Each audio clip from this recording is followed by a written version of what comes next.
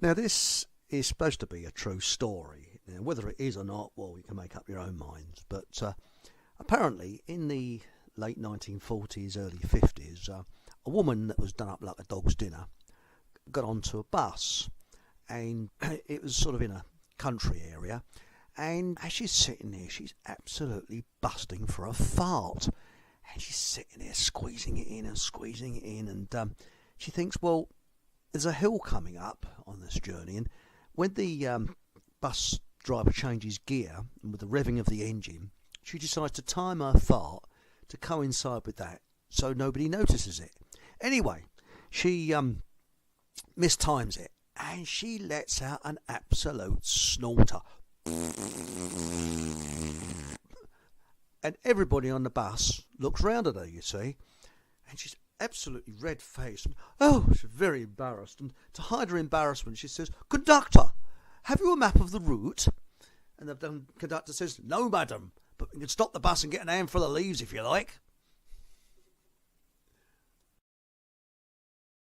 Yes, that's a disgusting joke, isn't it? Yes, I said it. I should have had a fart joke warning at the beginning. You see, and guess who set the wrong time? I'm trying to find someone to blame, and I've decided that the person that was responsible for it was the spot on my nose, which has appeared. You see, that was what was responsible for it. Because I set it at 8 o'clock in the morning, and it's 8 o'clock at night. And thanks, Nathan, for being wide-eyed and noticing that. So, so tonight we've got Ben. Evening, Ben. Hey, hey, Chris, how's it going? Hello, Nathan. Good to be back. Nathan. Hello. We've got Nathan. Yeah, Nathan's full of cold and he's red-nosed and red-eyed, which is hence why there's no picture, because it's not a very pretty sight at the minute. So you're just going to have audio in the middle there. Oh, good. I hope I don't catch it down the phone lines. Oh well, you know this man flu. It's a very, very serious pandemic condition. You know, mate. It could be transmitted anywhere, and it's asymptomatic sometimes. You know. Oh dear. Very serious. As long as I don't get the monkeypox, I've got a couple of bunches of bananas handy to protect me.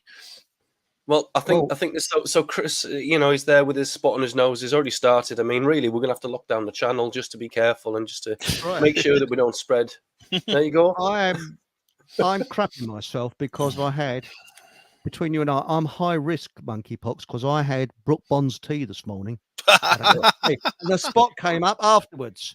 Could this be monkeypox? You see, so it's the four of us tonight. It's Ben, Nathan, myself, and what should we call the spot? Should we call him Fred? Fred the oh no, we got Fred the plant. Cheetah, I think, is a good name. Cheetah the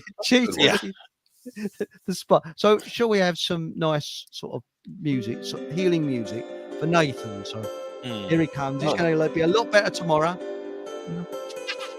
You know, I'm high on painkiller meds and stuff. You know, you keep playing that music, I'll be snoring through the microphone. Well, we're going to have coming up soon a show of the world's worst records, and that'll be a Sunday one. And so far, we've asked people to send things in, and so far it's Donny Osmond, "Puppy Love" seems to be winning it. Loads of people, including me, hate that tune. It's so bad, it's almost good.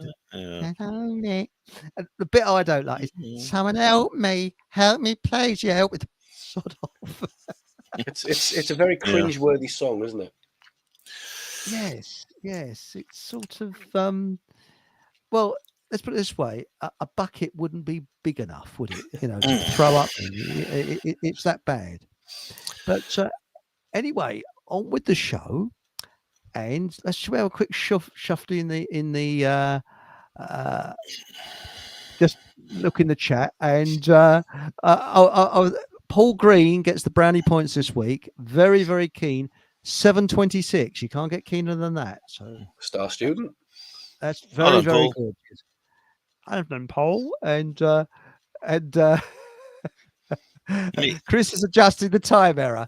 No, it's not me. It's the spot that did it. You see, that's who I'm blaming. The spot. So here we go. And we got I don't know who this geezer is, but anyway, he's come on. So we got Nathan. Some weird bloke, you know. Yeah. We got Camera. Hello, Camera. Good evening, everyone. And we've got Stephen Truth Seeker. Hello. And we've got PG tips for monkeypox. So what if we evolve the monkeypox? I mean, if we get the new variant, it'll be apepox, and then if we get the then it'll be Planet of the Apepox after that, and then where do we go from there? Neanderthal pox, I suppose. Oh, yeah, but that's a regression, though, isn't it? That's kind of that's on the same level as COVID. I mean, as long as they could, I mean, God knows. I mean, I knew they'd probably come up with something again like this. I thought they may try and play this trick again with some disease, and that could be their plan. It didn't work last time, so they're going to have another go. These poor animals are, because I had chicken pox once, and somebody said, "You've been around chickens, have you, or something?" But I mean, a pulse of Kentucky Fried Chicken, so that might have done it. I don't know, but no, it's. Why is it always after an animal? Why can't either a country like Spanish flu. There's no evidence that the Spanish flu outbreak had anything to do with Spain. It was very odd because the Spanish flu outbreak, which is devastating, killed almost as many people as the war that had just ended. It appeared almost simultaneously within a couple of months across the entire world, more or less, in 1918, between I think was it December 1918 and March 1919. It had basically, literally covered the entire world. Now, if it was traveling, it was transmitting from person to person the way we know that diseases do with virus transmission and stuff like that.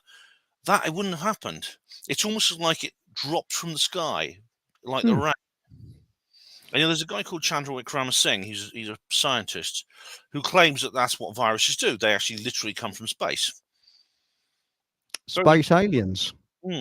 Very interesting. Yes, it's a new one. I'm not familiar with that one. Well, he says he believes in panspermia, which means he believes space is full of life, basically, and that's why we shouldn't be surprised to find it everywhere. Now, we just had a new announcement there's life on Mars for about the 17th time, but they actually found it's all they know is because they found more liquid water on Mars now underground, but. I mean, Chandra Wickramasinghe, I met him actually. He spoke at a conference. He spoke at the third Exopolitics conference, and he said basically that the chemicals we call like life-giving chemicals can be found all over the universe. And we tend to see the Earth as like this kind of oasis of life, and then outside in space, it's just this eternal cosmic desert. And other planets, they haven't been touched by life because they're not like Earth. They've got the wrong conditions. According to Singh and his colleagues, these are literally they are all over the place. There's life flies all over the universe, and wherever it lands, if it finds a suitable environment, it will take hold. So we shouldn't be surprised to find living planets everywhere. But unfortunately, this includes viruses. And he says that certain virus outbreaks, the way they appear so suddenly, means they must literally be falling from space. So the only thing that I would because I've looked into the panspermia stuff before. So that then leads you to question: well, if it's coming from space, where does it originate from? So what's the catalyst for it? I mean, if it's some kind of a meteorite or something, then where does a meteorite come from? What causes it to exist on meteor? Do you know what I mean? It's like I've got a saying where it's like if you're looking for answers, try and reduce it back as far as you can take it, and when you can stop producing answers by reducing it back, then either you've kind of gone off. Well, I've gone off topic there. That's right. But according to Chandra, these chemicals and these various these life forms actually exist in space itself. So space is their actual home. So the Earth is rather than seeing the Earth as kind of a biosphere, which is completely independent from any other, it's more like a particular habitat within a living universe. I'll try and get the details for you. Honestly, I remember these little details. I remember these little things, but I can't remember every detail, unfortunately. But I did see a lecture by Chandra. Yeah, he used to be a colleague of Stephen Hawking. He knew Stephen Hawking in the back in Cambridge in the days when Hawking was like a student. And can you imagine the conversations that would have had about that? I mean, it would have got quite violent, I would have thought. Well, he was actually an assistant to Fred Hoyle, who was like a rival of Hawking at the time. Fred Hoyle had a completely different theoretical concept of the universe, and Chandra was kind of on his side. But then I think he met Hawking and must have spoken to him probably on a reasonable level. That's interesting. But mind you, can you imagine these aliens looking down and tuning in? Because they reckon all the stuff from our airwaves goes out into space and whatever, and they pick up a Keir Starmer speech. They listen to it, and one alien says to the other one, he says, "What is this?" He says, "It is bullshit, but not as we know it." Something like that. But to be fair, they're probably listening and think, right, don't go anywhere near there. It sounds like it's an insanity reserve or something. Just lunatic asylum. Insane creatures, just avoid that place. We'll move on to where there's some decent life or something like that. Loonies. Yeah, what a horrible idea! Him being our first ambassador to the stars. I don't know. It's it doesn't bear thinking about it. In a week. They will probably invade us and destroy us if that happens. And to be honest, based on the information they got, I wouldn't blame them. No. We're not exactly setting a good example as a species, are we? I mean, to be fair, we never have. I mean, like I'm a self-confessed misanthrope, but I put a little asterisk on there, with some exceptions. But I'm not a fan of the human species. I think we're deranged, just the way that we behave towards each other and towards nature. It's crazy. So I can sympathise with that. It's possible the aliens see us that way too, and they think that we are generally. And of course, there are many exceptions, but generally we are destructive and we're stupid. And they just say, well, let's either leave them alone or let's just keep them on their own planet, make sure they get too far. If they start venturing too far into space, we'll put them back in their place, especially if they start firing nuclear weapons into space, which is what Dr. Bob Jacobs reports that it wasn't actually a missile they shot down. It was a rocket. NASA had this insane idea of detonating a nuclear bomb on the moon which is crazy. Yeah, which is sometime in the 60s they came up with this insane idea for no reason. I mean, there's no real reason for it. I think it was a Cold War ploy, They were going to send one up there, blow it up. If it was big enough, it might make a crater, and they'd probably name it after somebody or other, But the test rocket was shot down by a disc-shaped object firing beams of light at it. I mean, it's almost like they're giving us a message. Consider if that had gone wrong. I mean, if we need the moon as much as we're told that we do for tides and seasons and balancing aspects, and they accidentally blew it to bits, then what? What kind of insanity would do that? If the Earth would start completely going out of control, it would start. What's the word? It would start tumbling end over end, and everyone would die. Yeah. You've just defended the 90% of the truth is called flat earthers. I'm with you though. I'm with you. But did you ever see the day? Was it the day the world caught fire? It was about a nuclear war which cocked the world off its axis, and they was going to launch. Was it more nuclear weapons to push it back on its axis? Yeah, it was a nuclear. It was a nuclear test. That's it. And very good. The ending's good though, with the newspaper headlines. There are two. It worked or it didn't work, and it leaves you guessing. Did it work? It leaves you wondering what happens. Yeah. Yeah. But it's good. I mean, it's got a great script and it's very well written. With really good actors, and apparently they deliberately want to get the actors in the mood. It was set in like newspaper offices. They deliberately turned the heating up in the studio, really, to make it really hot, so they really were sweating. So they didn't put fake sweat on them. The actors and the cast were really sweating. Whoa. It also made it more authentic for them. Well, it's better than the film production values we've got at the minute with green screen and AI writing the scripts and stuff. So credit to them back in the day. It's also got. You may have noticed there's also a before they were famous moment in that film. A very young Michael Caine. He's uncredited. He plays a policeman. Yeah. Does he really? I didn't he's know unmistakable. That. His voice and his appearance is unmistakable. Yeah, that was 1961. That's before That's when he just started becoming an actor. Oh, did you know that the nuclear bomb? Did you know? But did you know they filmed The Exorcist? The bloke who acted the part of the Padre, or the Exorcist himself. The producer wanted him to look. That's right. He wanted him to look really scared, so he gave him a right-handed, and then went action. And there's a scene where he's shaking like a leaf, and he's actually shaking like a leaf because the director gave him a right-hander. And he said he apologized after. He said, but that is the. He said, I want you to act it. It had to be really authentic. So he just went bosh, and then that's what a way of doing it, though. Is that Richard? That was Richard Donner, wasn't it? The director. I can't remember who directed. Because I know it was an actual priest that actually did the show. He actually acted the part of the Exorcist. It was Van Sydow. He's a priest. Yeah. Max von Sydow. I didn't know he. I know he's a very famous actor, but I didn't know he was a real priest. Well, that's I mean, can you imagine? Or you contrast that to now. You're not even allowed to make the cast laugh because of a Twitter storm that's impending to destroy your reputation, and in case you offend somebody, you know. So I watched. I don't know whether you're familiar with it. Cannonball Run. I think it's Burt Reynolds, and it's so good. That's very good.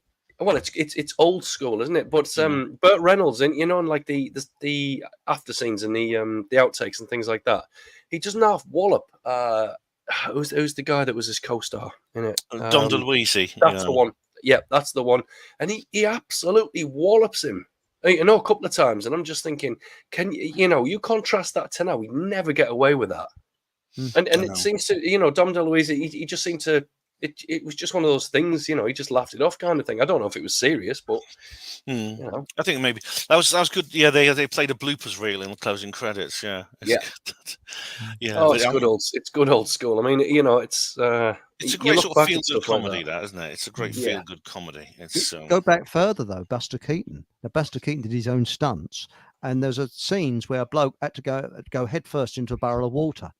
And they weren't stuntmen; they just did it. And he said that when he puts his legs together, that means he's had enough. And two blokes pull him out the barrel. It was really that risky. And there was another scene where he's stabbing a tire to get a ring out of the tire that was stuck in it, and it was actually done. He had no safety protection at all. And you imagine it? I mean, that knife could have flicked up at him any time. Yeah, just a bit. Yeah. Anyway, especially if you blew the tire up wrong. Sorry, mate. Yeah, carry on. But I was going to say, back to chat, and also before we go any further, do you think the aliens actually tune into us for a bloody good laugh? So hey, come on, let's go into the lunatic asylum. Let's tune in. I wouldn't be surprised. I mean, I certainly would if I was an alien. I mean, yeah. Now we got a warning thing here from people. Please stop shagging monkeys. Yes.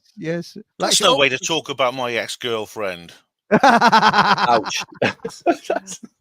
Well, let's face it, one of us had to say it. The camera regarding monkeypox says the worst one has to be silverback pox. Well, that's the most aggressive variant, I hear. James Slater says, said gay men community. Apparently, it's the highest risk group. Yeah. Not people that drink Book Bronze tea. Oh, that's all right then. That Keir Starmer, he's at it again. He's been telling off the Irish. No, they're not doing. They're supposed to.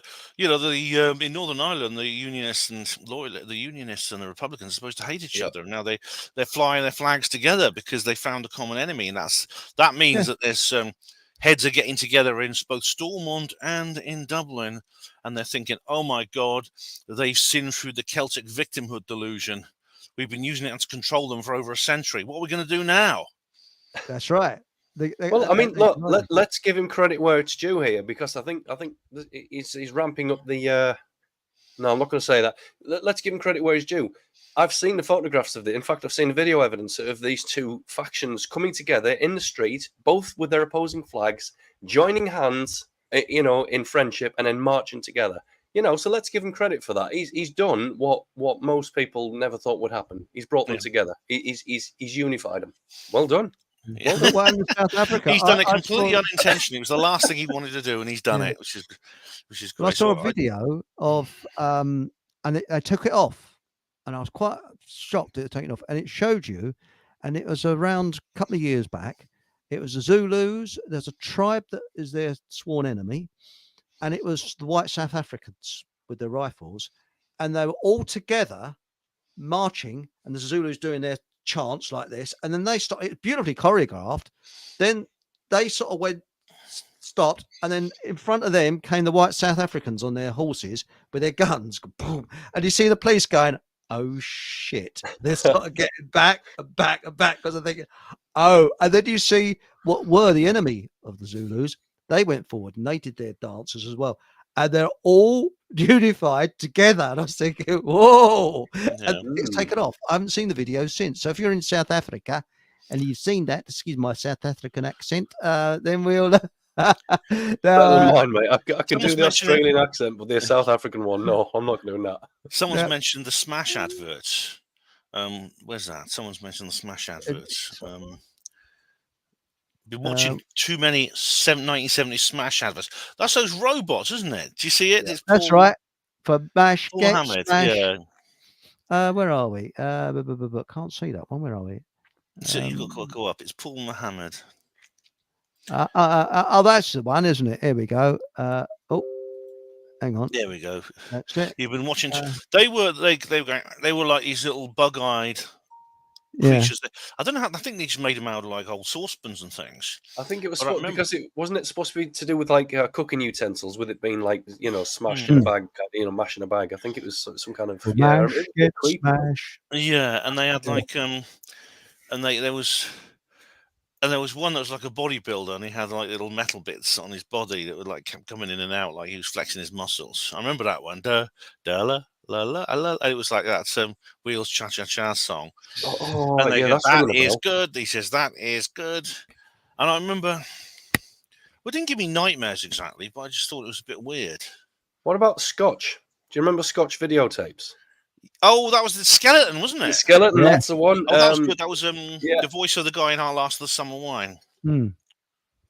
What is it? Re-rewind, don't fade away. I think it was. And this skeleton dancing around in this the penthouse is re-rewind, don't fade away. That was something like that. I remember that one.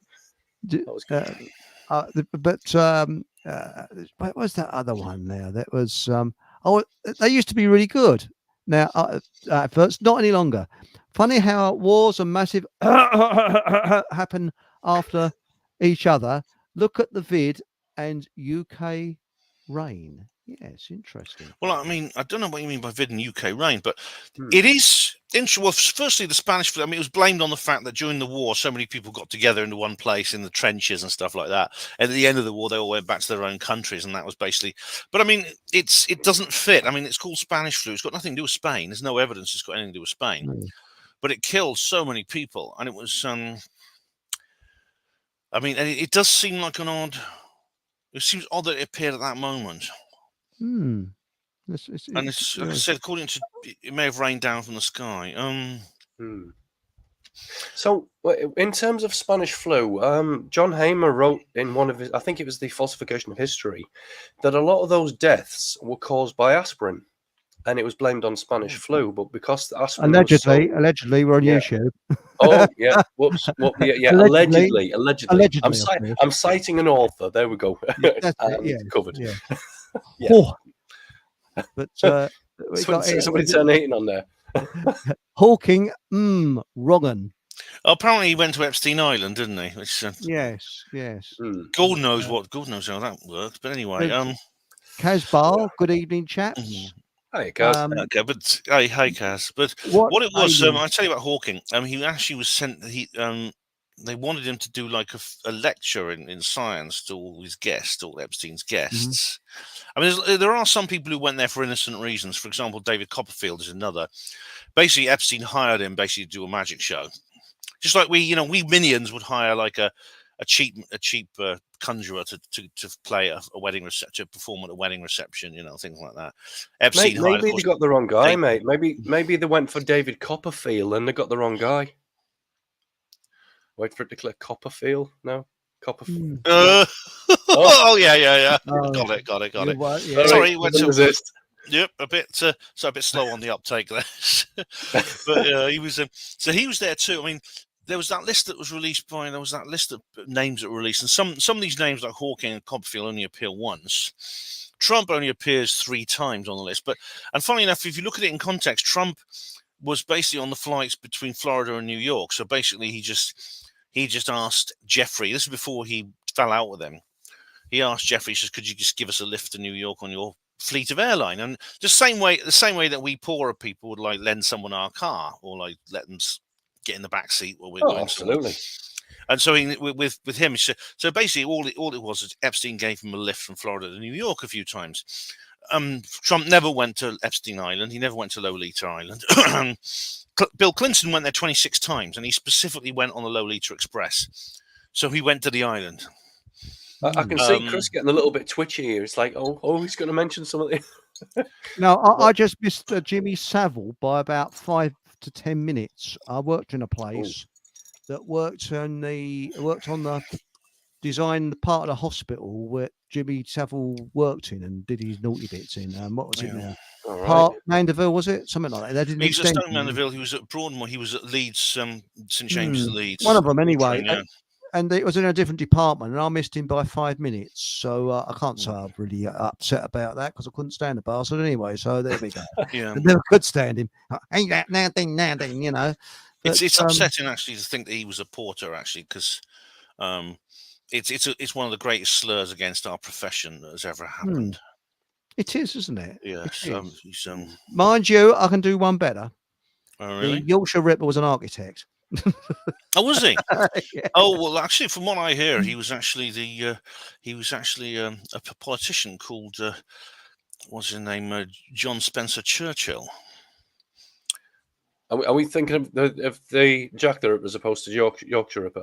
Oh, right. Oh, I see. You're talking about Peter Sutcliffe. Yeah. Oh, right. Peter Sutcliffe, the Yorkshire Ripper. I see. Yeah, I think Sorry, I was thinking of Jack the Ripper. Yeah. Because yes, apparently they had a drawing board in his cell because he was a life imprisonment, and he used to draw up extensions for the prison officers. So there we are. So nice work if you can get it.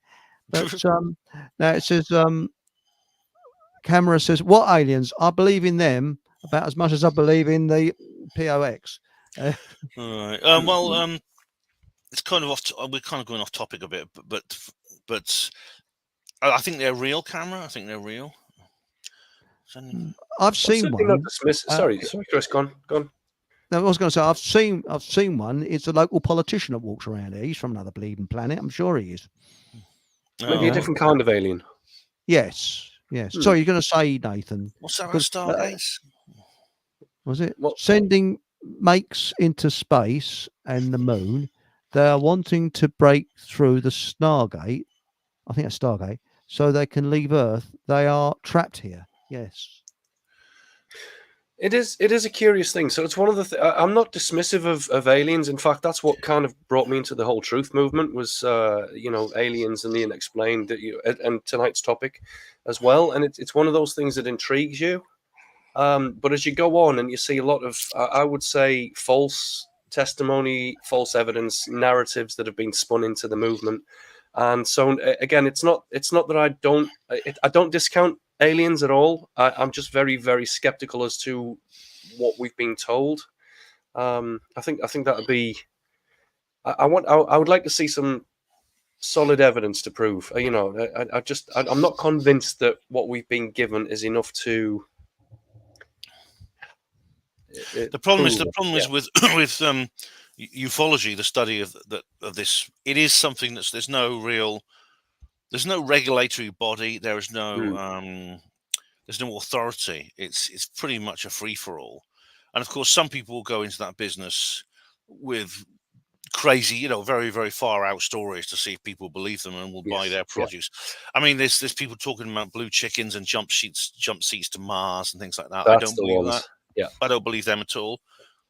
I mean, it's a bit difficult because we do have to sort the wheat from the chaff in that respect. And there was a terrible cry wolf factor, and I think this may be why when David Grush went public, the first thing he did was he deleted his entire social media presence, and I got a feeling that Ross Coulthart told him to do that. Oh, he told him to do that because he says if you don't do that, you're going to get just endless abuse from people. Because right. He'll get endless abuse from people. People accuse him of lying because I don't believe he's lying, but there are so many liars in this field that the cry wolf factor will cause people to turn against him. Indeed, they have. Hi, Sally. Hello, Aunt Sally. Anyway, what should we're supposed to be talking about ghosts and your ghoulies, you see. Because what I said tonight for the advert for this show, I said, what was that went bump in the night? Could it be a nightmare about Rolf? You were having about Rolf Harris's didgeridoo or something like that? We just don't know what it is. And, there's frightening, and then there's terrifying, which is what you're on about there. That's right. Yeah, varying degrees of scary. I mean, he was the only man that went through his whole career doing exactly the same act from the 60s and never changed it and got away with it. I could never understand that. I mean, he never really changed his act, did he? It was just the wobble bald and his didgeridoo. So what? You know? I don't. Yeah, the guy always creeped me out. He was one of those people that you know, when you just kind of get a feel for people and you just think, nah, there's something off. I could never tell what it was. Oh God, that was definitely unintentional. Can you tell what it is yet?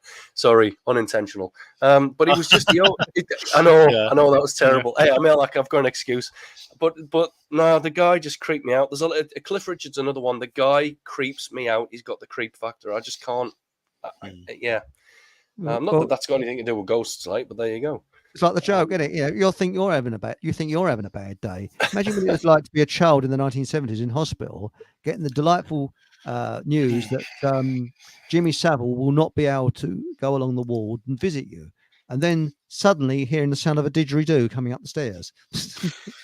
That'll be interesting. Yeah, that's what a world. Yes, but what about Paul Daniels? It's magic. No, he was.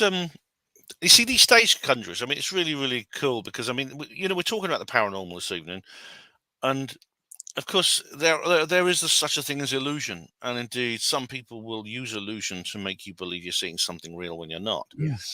I'm not a skeptic. I don't believe that explains the entire phenomenon, as some people will pretend, but it's something we've got to be on our guard against. And there is fraud in this world. There is fraud. You know, the Amityville Horror, the film is based on. It turned out that it was all a big scam. Yes, it was all a massive scam. The Amityville thing. So just sorry, let me clear my throat. So an interesting thing about Paul Daniels, my dad always used to tell me, because they went to the same school together. So every time my dad got the opportunity, he was like, "Oh, I used to go to school with Paul Daniels." I'm thinking, well, as far as a claim to fame is concerned, that's not a good one, you know. I'm sure we could have done better than that, but there you go.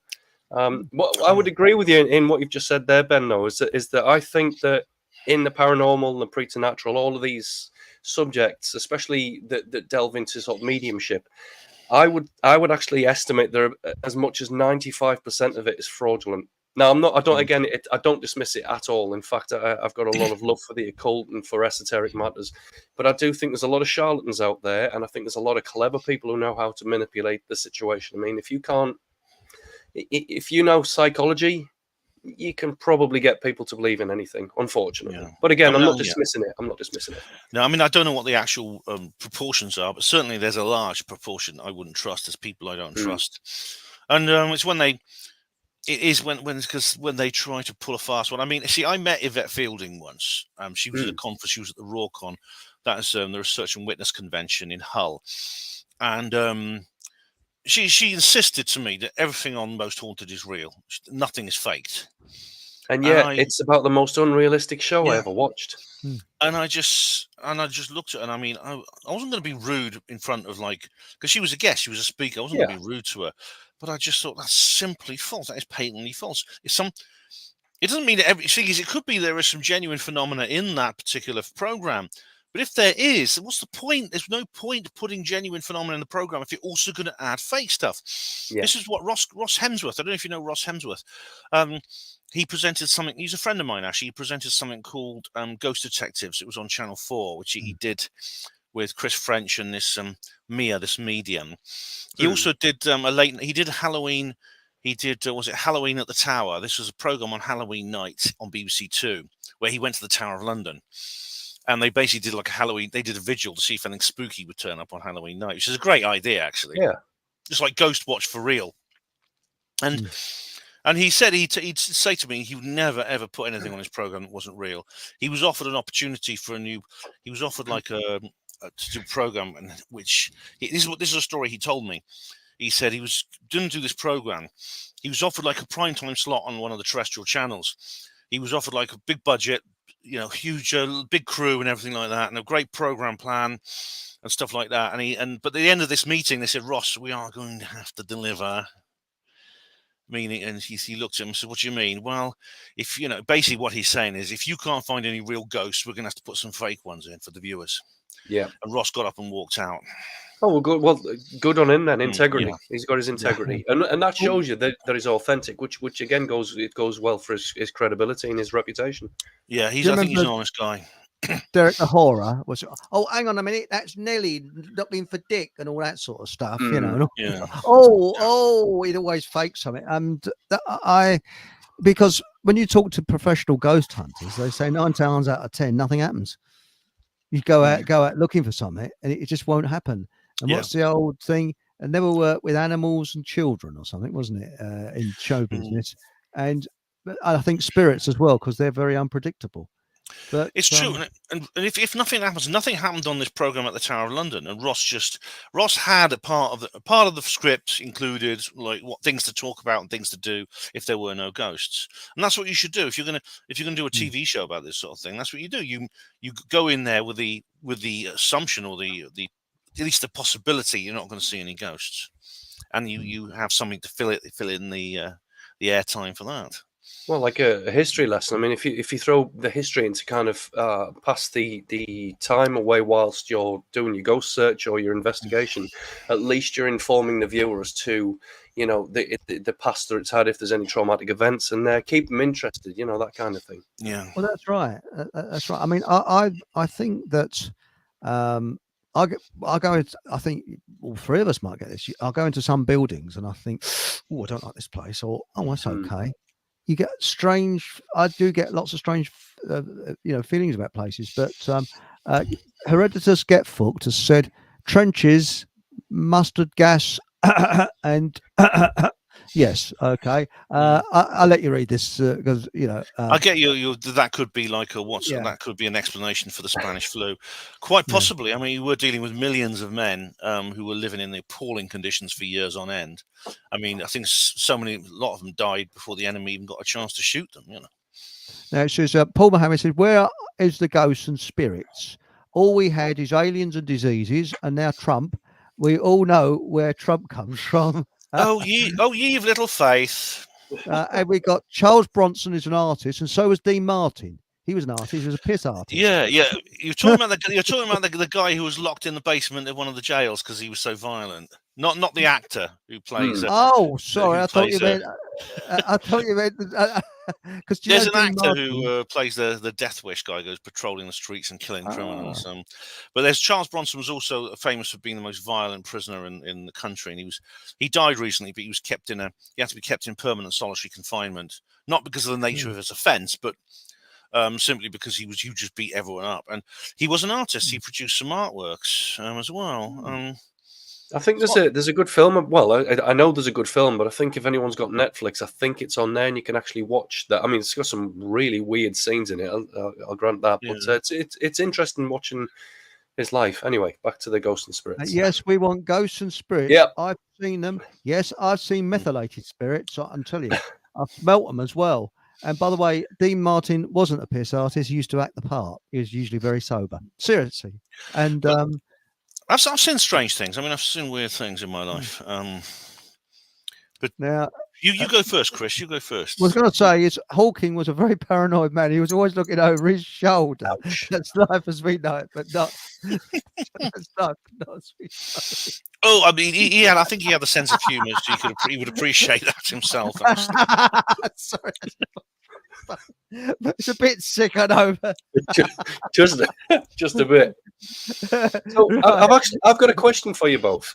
So maybe something that the audience will be familiar with as well. Do you remember a program called Famous and Frightened? I think Keith Chegwin was the host of it. Do you remember that? No. Well, if he was on it, he would have been frightened. Actually, no. Do you know what? It was one of the only things that I ever watched in terms of ghost hunters and things like that, and it was very, very good. I can't remember where the first location was, but what they would do is they'd get a TV crew and a load of famous people around about Halloween time, and they would put them into haunted locations. The second location I went into was Dover Castle. So what they would do is they would book the place for 3 or 4 days. I think maybe up to a week, and they'd all be tasked with going into sort of like sleeping in a specific room that's been known to be haunted, something like that. And it was one of the only things on TV that I was kind of convinced by in terms of the creep factor.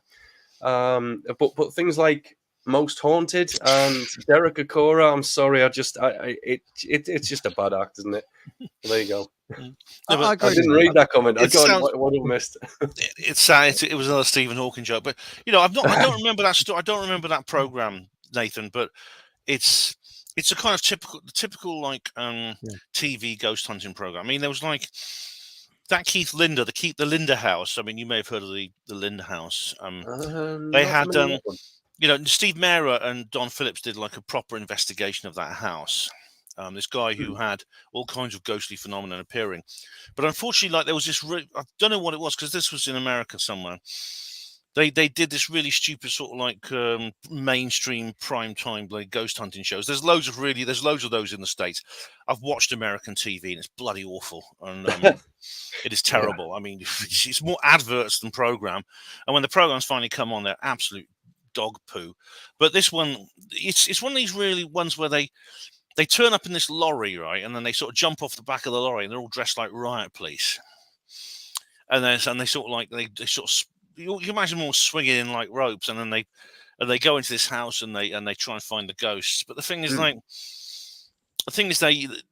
it was so badly done. It was so badly done that Keith Linder he regretted ever having anything to do with those people. But Steve and Don did a very, very good thing. I forgot the name. What's the name of the book he wrote? I think it's called The House of Fire or something. Steve Mera wrote a book about it.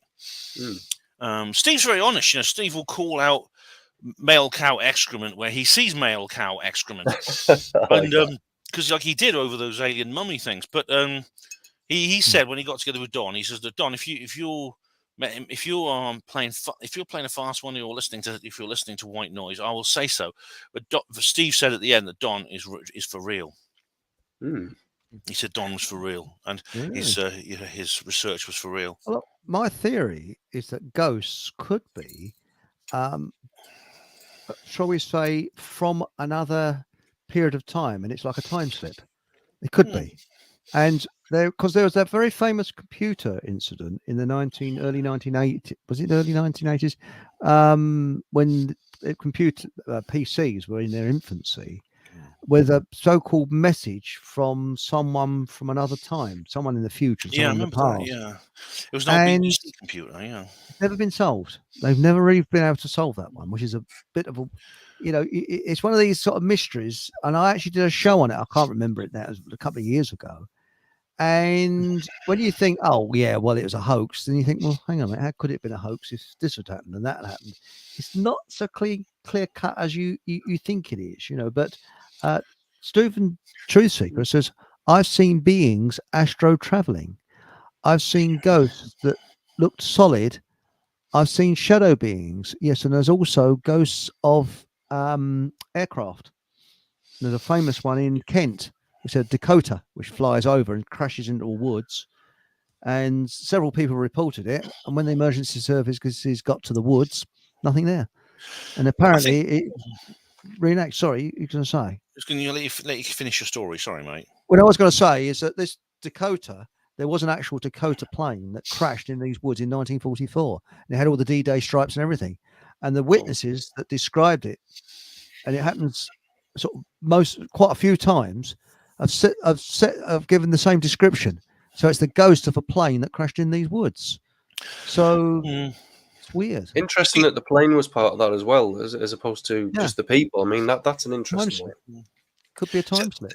I think there may be, ghosts may be more than one phenomenon that we sort of generically categorize together. And there's no doubt that some of what we call ghosts are probably some kind of perception of events that happened in a certain place in the past, which is the famous one is the Roman soldiers walking through the cellar. That's a very famous one. And everyone thought he might have made it up, but he came out with some of the details that you wouldn't know unless you were a really serious historian.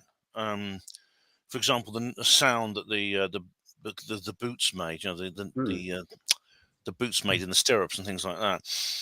I perceived I had a time slip. I perceived something from the past. It was actually an immersive experience. I was actually in it. This was at a pub in Devizes. I think I told you about that on the was it the last show or the time before? I don't know. Was it? I think it could have been during the Oxford tour, I think you mentioned something like this during the Oxford yeah. That's it, Nathan. Yeah, I think that must have been it, because there was I was just at the base to tell you the story briefly. I was at the Bases Project conference at the Swan Inn in Devizes. We were in a function room above the main bar. It's a very old pub, centuries old, and I suddenly found myself standing at the back of the room, and the big table had been laid for dinner, a white tablecloth, everything over the top of it. And there were people sitting around there, clearly having some kind of party, something like a wedding reception or something. And it only lasted about probably less than 3 seconds, and I was suddenly back where I was when I began. But I believe it's possible I perceived something that happened in that room a long time ago. Not least because you could tell by the hairstyles and the clothing that it was quite dated. It was very retro. And the men were smoking as well, so that's odd. So either somebody was cosplaying with extreme attention to detail, or you've had an interesting experience. Or I imagine it was a product of my imagination. I can't prove it wasn't that, but I mean, it was pretty vivid. I mean, I could feel the fire behind me. The fire was lit, and I could feel it behind me. There was sun coming in through the windows when, at that time, it was actually quite grey. It was definitely the same room. But it was, I reckon sometime between 1900 and 1920, probably, judging by the hairstyles and clothing. It probably, I did ask down the bar, I says, how long has that been a function room? They said since the mid-19th century. Oh. So, yeah, I mean, it's there's other examples like that. So the aircraft that Chris was talking about is an example of that. But then there were other ghosts that don't fit into that description. For example, I think it was Stephen mentioned that he's seen solid ghosts. I mean, there were ghosts that people encounter, and they don't realize they're ghosts. They look and sound exactly like a normal person, and you talk to them, and then suddenly, like a couple of hours later, you realize they were dead when you met them. That's not a time slip, because this is people communicating. They have a conversation with this entity. That's interesting. Well, I can relay something that happened in a previous house of mine, which I found, even now, it's very disconcerting. I mean, usually when you tell people, you've got to say, look, I know it sounds weird, and you're probably going to say that I've dreamt it or something, but I very, very clearly saw, I'm going to say a young child, however, and it sounds wrong already, but just walk through my wall in a previous bedroom, and it was just I thought it was my daughter. I'm thinking, what the hell's she doing in here in the middle of the night? And anyway, I'm shouting to her. I'm saying, is that you? Is that you? And I'm thinking, what the hell am I just seeing here? I thought the door's shut. She just literally walked through the wall, So anyway, I got up and checked, only to find that she was fast asleep next to her mum in her mum's bed. And I thought, that's very strange. And I remember it very, very vividly. The house was spooky, to say the least. I mean, I had a very, very strange experience, a lot of strange experiences in there, but that was one of the ones that it was really disconcerting. I mean, I even had disembodied voices shouting very aggressively in that house. I mean, it was the strangest house, and I'm glad to be out of it. But amongst other things, when my daughter was very young, she recalls. She called this, whatever it is, the Robin Man, and she'd say, "Look, it's the Robin Man," and she was only I think less than 2-year-old, and we're saying, "What's the Robin Man?" And she's kind of pointing in this direction at this cupboard. I don't know. The whole house had a very strange feel, and on top of that, every time I slept in a certain bedroom, I couldn't sleep in there in the end. That's why, I ended up getting my own room, because I just couldn't sleep in it. Every single time I slept in one specific room, I had nightmares, and I felt like somebody was watching me. And again, I don't know what people are going to make of that. It's so again, I think there's definitely there's something strange about this world, however you want to look at it. And I don't claim to have any of the answers, but there's a lot of strange stuff. Could there be aliens? Oh, serious? Potentially. Let's face it, we got this idea that something. You see, we're deaf and blind. When you look at mammals, we're the puniest a lot. Look at dogs. Dogs can see things that we can't. They can smell things we can't, and hear things we can't. Well, they seem to pick it up, don't they? They've got like the sixth sense where they can, it's like they feel a presence and they're drawn towards it immediately. I mean, they're picking up on something. Because I don't think anything, if there is life elsewhere, it would come here in a metal box. I think it would teleport. and their teleportation will just come and just be here with, and probably just out of our sense of just out of our senses, and some of us can pick it up, and then they'll teleport back again. Do you find that a lot of these experiences, it's kind of like you've also, you know, when people talk about sleep paralysis and things like that, and it's kind of, they're awake, they're fully conscious, but they're not in full control. And I found a lot of the cases that when you go and investigate paranormal, a lot of the things that people see are in the state where there's like a sleep paralysis, or it's not necessarily in a paralysis state, but they're not fully awake, but they're conscious enough to know where they are and that they're walking. You know, I mean, I've noticed that seems to be a big factor. Could it be that we tend to pick up on sort of other frequencies, dimensions, whatever you want to call it, because our frequencies are altered? So maybe when we're asleep, if you like, sort of, you know, we're open to it. You've got a good point. You've got a good point. Well, I mean, at the time I told you, I don't know if you were there, Nathan. I think I mentioned this though with the previous show with Chris. I was in a half asleep state when I saw my partner's father on a train. Whoa! This was in 2007. I'd just been started dating my partner called Susan, and I saw her father on a train, and he died in 1988. And I was in a half asleep state. When I woke up from the half asleep kind of hypnagogic state, he was gone. It's very, very strange, that. And on a train as well. So it's not necessarily linked to a place that he's died or anything like that. I mean, so could he be trying to communicate with you? I mean, you know, I'm not, again, I don't claim to know the answers here. It could be that we're you know, what's the word? What's the word? Not hypnotized. What's the, oh, I know what you mean. Oh, yeah, I can't think of the word. Well, he may have been watching over me like a living father would, because I just started dating his daughter. Which is interesting. It means he has an awareness of the life that he left behind, and he also has the ability to see into the world he left behind. So he has memories of who he was as a living person, which is interesting. And then he was watching me, you know. And it's funny enough, I didn't know what he looked like when I saw this apparition on the train. It was only later when I saw a photograph of him I recognized him. Whoa! Well, that's very odd. Again. That's very odd, because that can't be my imagination. If that's true, that can't be my imagination. That is very weird, because I mean, I actually used to work in an office which was beautiful. It's a sort of a manor house that had been converted into offices. And I was working late one night, and it was years old, this place. And when you first started working there, you're sort of gazing out the window because it's all countryside around, beautiful place. And it's like a sort of, it used to be a children's hospital. And this was way back in the Edwardian times. Then it was a nursing home, I think it was.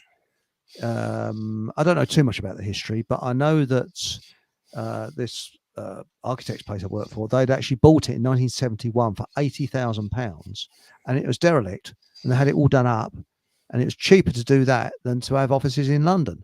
So anyway, I was working there late one night, and in the corner of my eye I saw this little boy, Edwardian little boy, in the breeches, the gear, everything of the Edwardian time. And I've said this before on previous shows, and I looked round and I thought, it might be the son of somebody going to a fancy dress or something. So I went, oh, hello, sort of friendly, and suddenly just went. And I looked up the corridor and I thought, what the bloody hell happened there? Anyway, I next day I got talking to the caretaker, and he said, oh, yes. He said, I often see him. He said, he's inquisitive. He said, and, you know, when he's cleaning the lavvy out, he'll look round, and there the little boy be there. He said, yes, it's a ghost of a young child. So the caretaker just got used to it. He just becomes so common, he got used to it. Little Jim or something. I can't remember the exact name he called him, but little something, or little sod, I don't know. But he was sort of, you know, there he was. And but he suggests he's very inquisitive. He said he's just interested in what you're doing, you know. And but it didn't freak me out or anything like that. I just went, oh, that's interesting, because this place you would think it would be haunted. Well, it was haunted, but it didn't bother me. Normally, I'm a bit iffy about places, but this had a very positive feeling about the place. I could walk around there. There's only me and somebody else in there that night in those offices. I was in this room all on my own, but there is very strange, and also smells. And this sounds a bit strange. Do you believe in ghost smells, where you smell something, like a ghostly smell? It's the whole. All the senses can be affected by these kinds of phenomena. Yeah.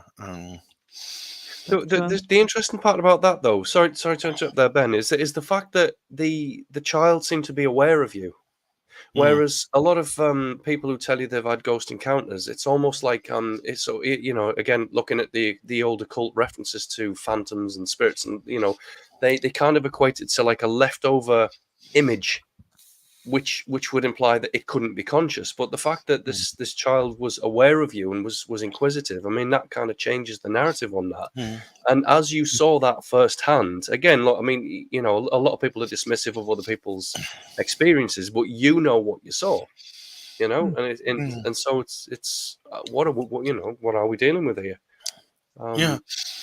It is. This indicates it's an entity. It's a conscious entity that is discarnate, but still can exist, has a presence in the world, can interact with it, interact with people in the world, and perceive the world. Well, the school that I went to, there was the ghost of a German pilot that walked around the corridors from World War One. Would you believe? And I didn't think aeroplanes could reach here in World War One, but apparently they did. And the school where I went to, round the corner, was what we called the BO factory, which is the British Oxygen Company. BO, but BO Company. And apparently there was an air raid. Now, again, I would have thought it would have been with airships and that in the First World War, but Zeppelin raid, Zeppelins. But this was an aeroplane raid, and this pilot, I think it must have been near the end of the war, got shot down and killed near the BO company, and he was often seen walking around the corridors, which was a bit strange because the school was actually built in 1961. So it was a long time after the First World War. So how comes he was walking along the corridors? It's like he's confused. It's unfamiliar, kind of. Yeah, sorry, Ben. I was going to say, when the new building appeared, he may have thought, well, I'll just haunt this one now. I mean, it's hard to know what it's like to be one of these beings. I mean, it's weird. I mean, there's several interesting things there, though. I mean, for example, I don't know about you, but the ghosts seem to have some kind of shelf life. So, for example, you'll find a lot of ghosts from recent times. As I said, my partner's father had died in 1988. This guy had died in the late 19 teens. There's lots of ghosts from that point of view. You go back to several centuries. There are very few ghosts from like 500 years ago or 1,000 years ago. You're right. Yeah. I mean, you get the odd Roman soldier spotted standing to attention on some street corner, but generally from 2,000 years ago, you don't get many ghosts. It's almost like they do have a time limit and they fade away. They seem to just vanish. As if they only have so long in this world, and then they go off. And also another thing about them is, it's pretty clear that their mental processes change. So if I met a ghost, I'd just say, well, what's it like up there? What's heaven like, and things like that. No, people who have conversations with these spirits, it's not like talking to a person. The spirit will often communicate in a very cryptic way, as if they only semi-comprehend what you're saying. And sometimes they'll say things which you can't understand. It's weird. People who have experiences, they don't even realize they're ghosts at the time, but later on when they find out, they'll say, I thought there was something a bit weird about that bloke, the way he was talking. Things like that. And you get that same thing with the phone calls. You get the phone calls from the dead, which is I'm not familiar with that. That's a new one. Phone calls from the dead. That is fascinating. There was a book written about it ages ago. Really? I've a while ago. A lot of people get phone calls, and this is quite a regular thing. It even happened to Dean Koontz, the horror author, which may have inspired him a little bit. I don't know. They'll get a phone call from someone. You'll pick it up, and you'll talk to. Very often, the voice is distorted. Very often it'll talk in a very, as I said, it'll talk in this really weird way, like it's not really understanding you, or you can only semi-comprehend what you're saying.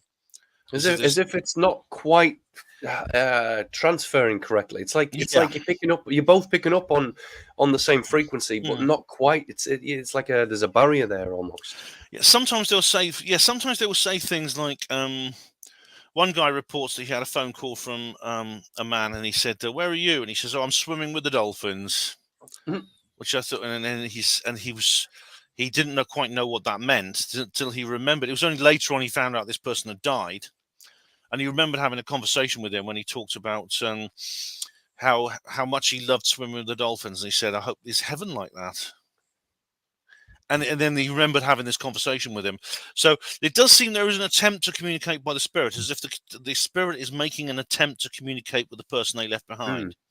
They're using the electronic medium to do that. It's like ITC, like you ever seen the film White Noise? Yes. Do you know what? I was going to bring this up as well. I wanted to know your opinion on this. Yeah. It's a very good film. Like you see pictures in the static on TV screens and stuff. That's I can't even remember what it actually stands for. Something communication. But I know that one of the pioneers was actually a guy, John Logie Baird, the Scottish guy, who's actually credited with inventing the television set. And he invented the TV. But it was a parallel project involved in creating spirit communication devices. He worked with Oliver Lodge and people like that. Oh, Oliver Lodge, yes, because I interviewed Michael Roll many years ago, and you'll see that on my channel, Michael Roll, and he believed in the scientific evidence for life after death. Very interesting, and he talked about Oliver Lodge. But what about Tesla? If you go to archive.org, they've got Oliver Lodge's book. It's on there. His book about spiritualism. Really? Written, it's published, I think, in 1880 something, and it's there. It's on there. And he worked with Baird, and because he was into using electronics, which was a new technology in those days. In the 19th century, this was brand new technology.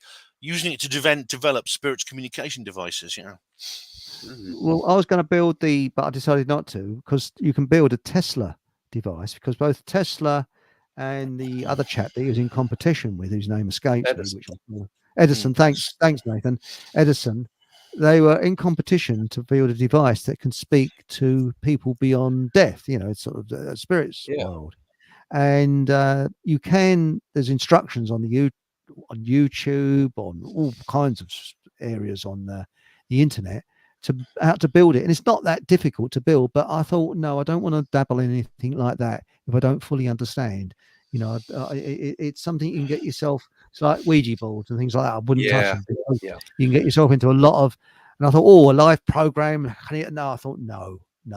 Unless I'm with somebody that is really expert in these matters, because you can get yourself into a lot of danger. And I do believe in evil spirits.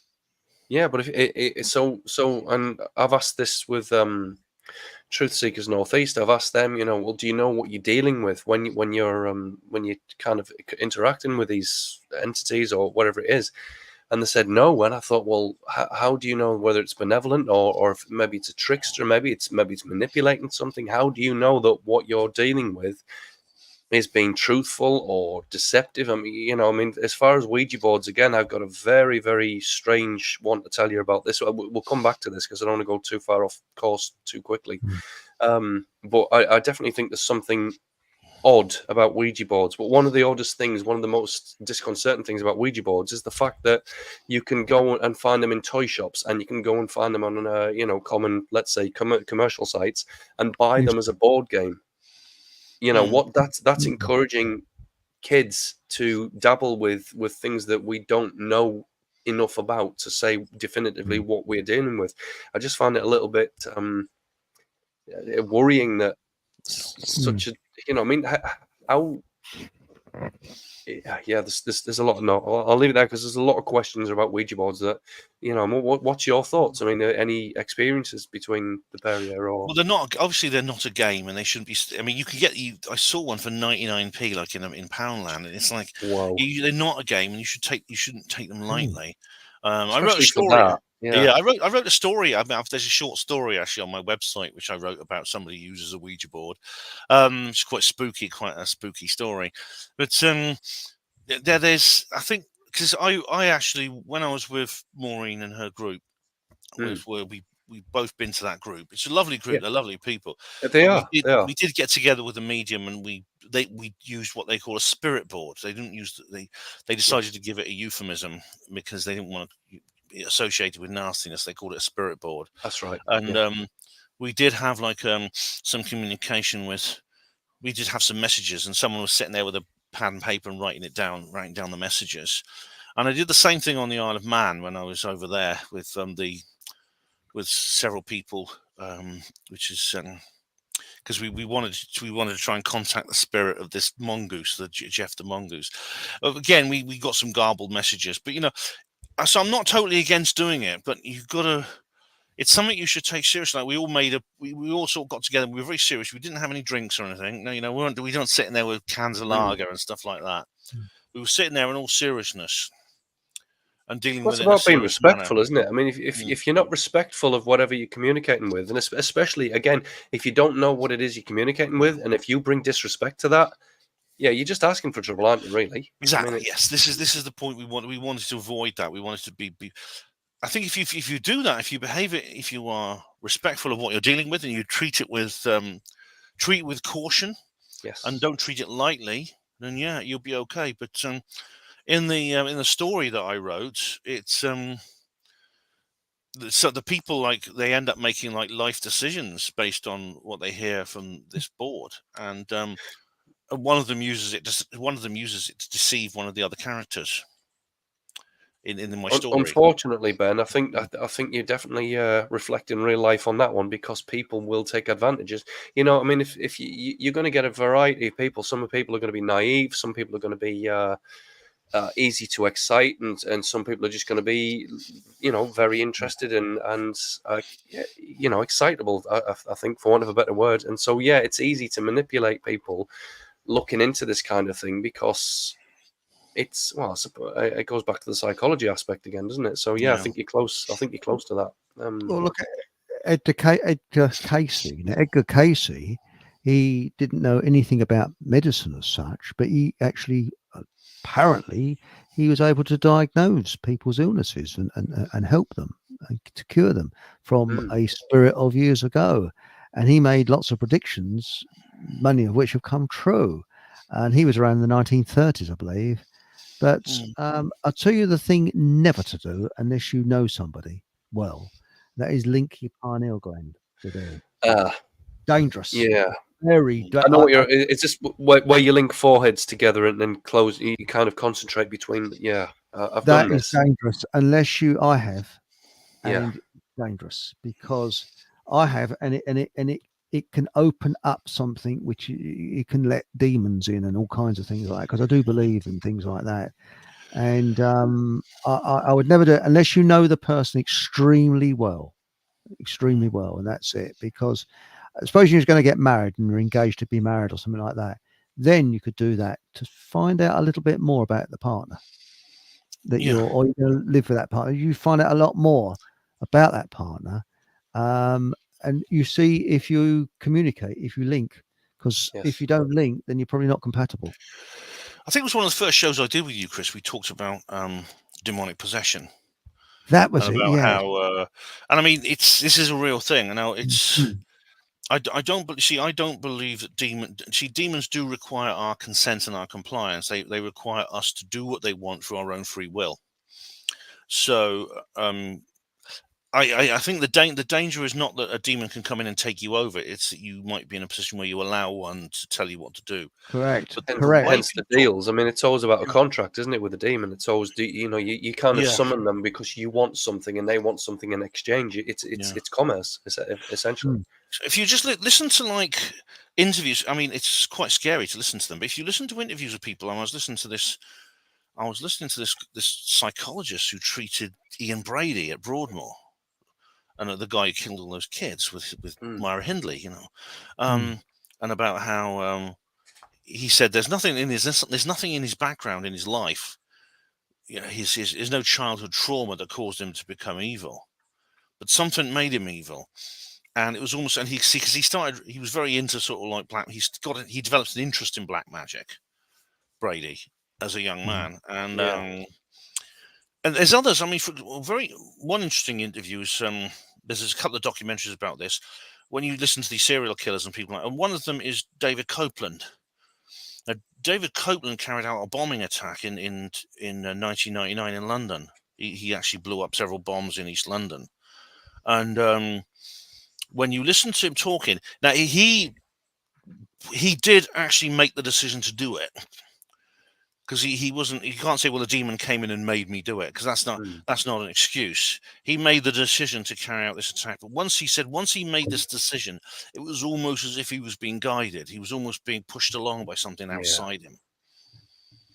And he describes how nothing could have, he said, once I made the decision to do it, nothing could have stopped me because something came into me and started pushing me along. Which is quite worrying considering, I mean, if we are dealing with, demons in the common sense of the word, are they limited? I mean, I'm not one for the Bible, but, if the Bible's anything to go by in the New Testament, that it says that we are legion. In other words, there's a lot of them. Are these, for something to have that kind of power to possess, to guide, to make agreement, again going back to the contracts thing, for something that has the ability to provide you something from a disembodied realm, that's quite frightening. And it does make you question, of all the things that have gone on in the world since civilization started, or however you want to view that, how many actions of man, of humanity, have been down to demonic possession, or agreements with things like jinn, or even the fairy realm. If you want to, again, it's one of those things that I'm intrigued about. I don't dismiss it. I don't know enough about it, but I certainly, it's a possibility, isn't it? I mean, so I would even go so far as to suggest that, and sorry if there's any Christians listening in, the interaction between Moses and Yahweh on the top of the mountain, the burning bush, sounds an awful lot like a jinn. Yeah, but it's true, because what you described essentially is the essence of the story of the Garden of Eden. Yeah. I mean, I don't believe there literally was a talking snake in this apple tree. I don't believe that, but I believe the story is symbolic of our relationship between ourselves and the divine. And allegorical, effectively. Yeah, it's an allegorical story. But I mean, along with the good news is, there are forces for good as well as evil. Because I've also looked a lot into angels and angelic encounters, and I think they're real as well. Oh, there's some amazing angelic encounters which almost they almost seem to have the opposite effect. Like somebody decides to turn their life around. They've been on the wrong path. They've done some bad things, and they decide to turn it around. And when they do, they feel that same kind of inspiration from outside themselves, guiding them along. Good example, John Pridmore. John Pridmore was an East End gangster who became a reformed character. And he did a talk at my daughter's school, and she told me about it. And I went out and bought his book. Very, very interesting about how he did see. I felt, he says, that I didn't think I could ever. Basically, I could never put right what I'd done wrong. I thought I was beyond redemption. But once I started, I'm paraphrasing now. Once I started on the road to recovery, I found I was helped. I thought someone came along and said, "Yes, you've made the choice, the right choice, and I'm going to help you." So there's good as well as evil, as Gandalf said. There's forces for good as well. I agree with you. My father believed that the guardian angel got him through the war, because he was one of only 2 survivors in a field. The other chap went delirious and he lost consciousness. That was I'm not sure if it's a 24-hour or 48-hour bombardment with I think it's a Ryanwerfer, and this is these rockets propelled things. It just went on and on and on. They called them the moaning minis. Yes, I think screaming mimes, or is it something like that? That's it. And the Germans called them Stalin's organ, because they just went, woo, woo, woo. Anyway, he survived, and he said, like in D-Day, he said there was tracer bullets flying right past him, in front of you, all over the place, but they missed him. How comes they just missed him? He said it was just, he can't believe it. And I mean, he trod on a mine. He believed he trod on a mine, but I think it's only 1 in 6 mines had a detonator because the RAF bombed the trains that carried the detonators. So he didn't go off. He was lucky. And things like that. It's incredibly lucky. I mean, that could have gone really horribly. Well, this is getting off the beach in D-Day. They had to, because he was in the frontline intelligence, they had to go across a minefield, a live minefield, so that following troops could actually, get off the beach. And they had to, where they normally go along and with their knives and that sort of dig down and that, they had to take a chance and run across. And they didn't know. Yeah, they literally had to take that chance. And and he maybe not. You don't know. But the thing is, they didn't know at the time that only 1 in 6 was live for those mines. So they didn't go off. Yeah. But there's these amazing, and so many people have stories like this, and it's there's one of my favorites is this woman, and she was walking alone in London late at night, and she was trying to get to somewhere, and she realized she had to go through a subway to get there, and under one of the big roads, and she was walking through this subway completely on her own, scared as hell, and there was this bunch of like blokes hanging around there, and they were clearly they looked very rowdy. One of them had a bottle of whiskey and they were drinking stuff like that, and they looked like really rough as hell. And she thought, I don't want to go past these people, I'm scared, and they've probably already seen me and stuff like that.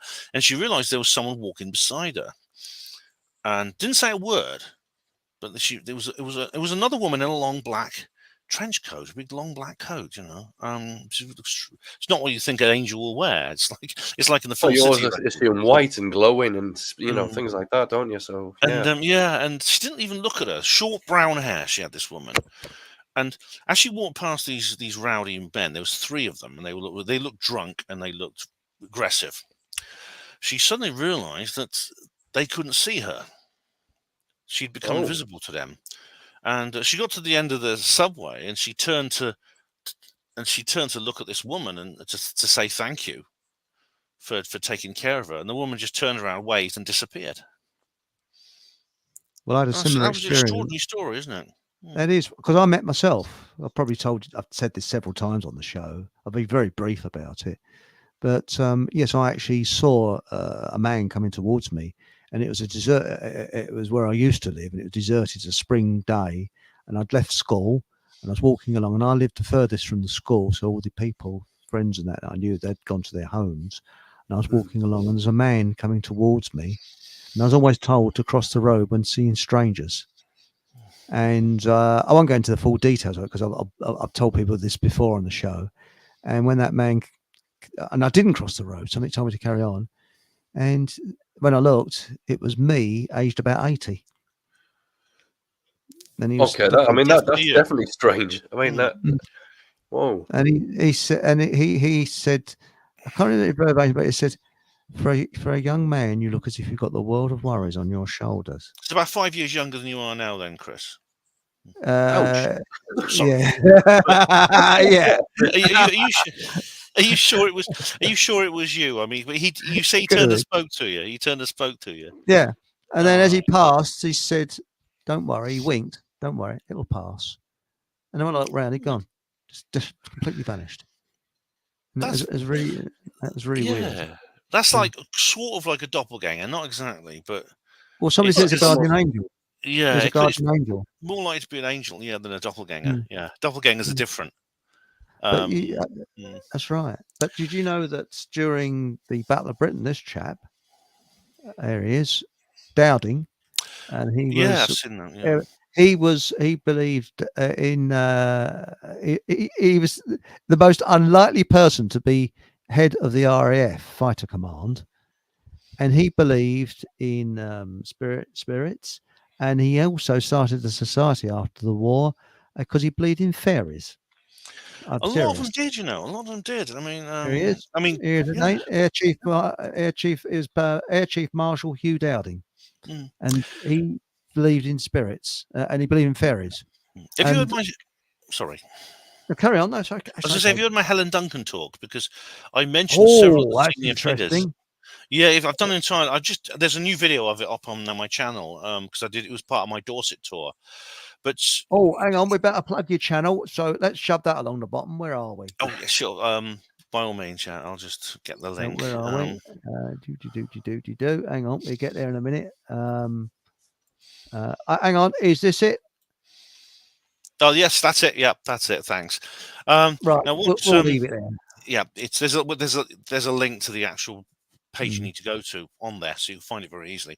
But yeah, they were all into it back then. I mean, I don't have time to tell you the full Helen Duncan story now, but part of the reason that she was actually prosecuted, this medium, was because there were people in government, whether she was real or not. There's a lot of people very high up in the military intelligence circuit who believed that she was for real.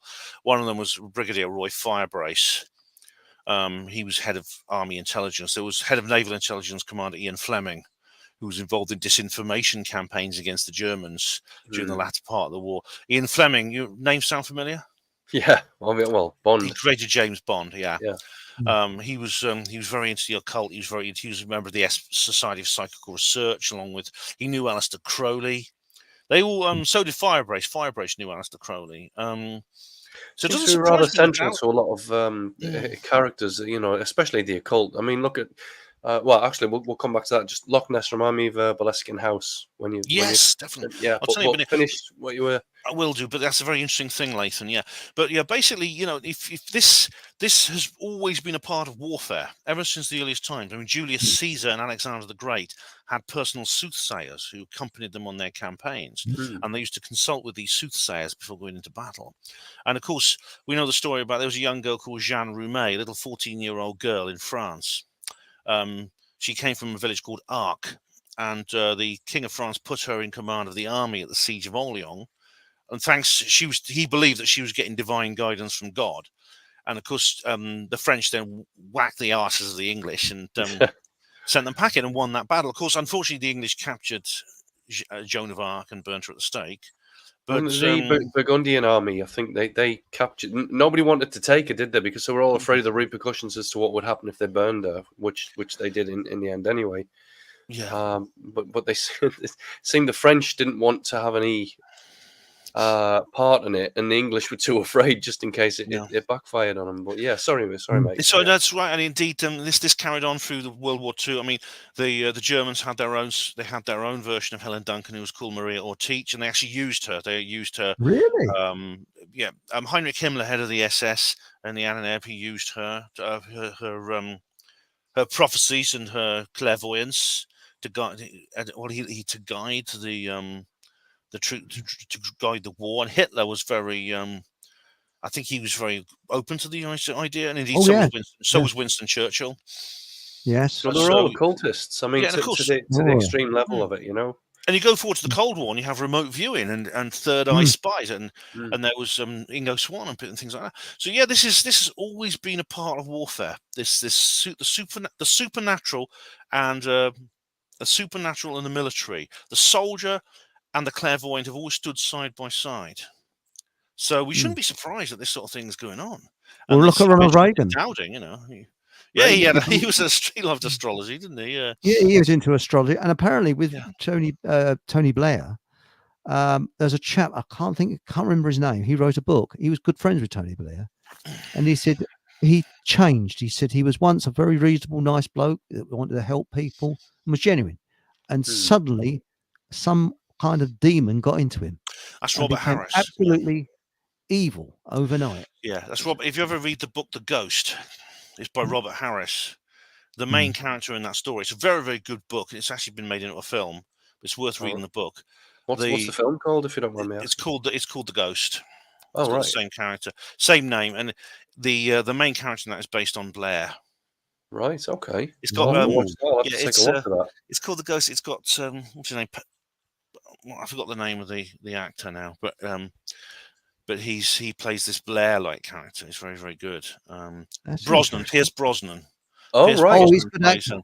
he plays the Blair type character, and it's very, very good. That he would be good. But someone mentioned. Before you got to chat, from what we're saying here, I mean, it seems to me that trauma seems to have a large part to play in this. So in terms of people having full-scale personality changes and going dark side or becoming, uncharacteristic and things like that. I mean, a lot of it could be due to trauma or trauma-based mind control rituals. I won't say too much because obviously I'm concerned about the censorship angle.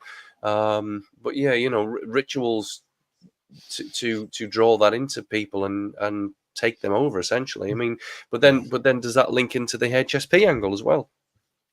Well, look at alcohol. That's why they call it spirits. Yep. Well, look at what is it? Absinthe, the green fairy, and that's based on herbs. It's I forgot the name of that as well. No, anyway, but yeah, green fairy. Yeah. But you want me to remind you about Boleskine House, Nathan? Yeah. Well, shall we do some comments first, and then we'll come back to that because there's two things. Yeah. But one of the other things before you do that, one of the things that I'd love to talk about as well is shadow beings, and I think Stephen Truthseeker mentioned this, and that to me is a biggie. Shadow beings. So yeah, shadow House and shadow beings. We've got here a difficult one here. It's just Tina Elizabeth. Hello, Tina. I've just seen you. You're on. Hang on, let's check. Yeah, we are on. Sorry to be late. What do you think? Lines, note from parents, or detention? Well, to be fair, we've got to stick up for Tina in this instance because she did kind of say that the show would be commencing at 8 o'clock in the morning. So I think we're going to have to give her a free pass on this one. Yes, we'll have to. Yes. Tina, come to my room a little later, okay? And, steady on now. Steady on. Right. Hereditors get fucked. Ouija less arguments than Monopoly. Yes. What are you trying to say about Monopoly, like? The Ouija can be played in sand and stones. Just takes manufacturing to put it out there. Hatchie and Buds are sober and no sniff Chris. Hi Hatchie, how you doing?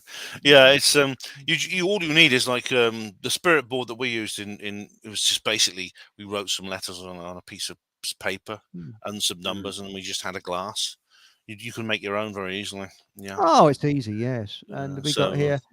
Children seem to be more sensitive to spiritual. Yeah. Hi DJ. Yeah, that's right. DJ B2, and he said like the child that remembered his previous life. Yes. There's a child that remembered being on a crew of a submarine at the turn of the century. Kids come out. It's very often young kids, like when they're like 3 to 4 years old, preschool. They start learning to speak and they talk about past lives. Very often those memories fade. They fade within the next few years, but they are there. They are there. Yeah. Do you know what? It's almost like they've got this this realm, this reality. It's almost like it's got a built-in mind wipe, and sometimes obviously like we're saying here with the children, they seem to have a better connection with it.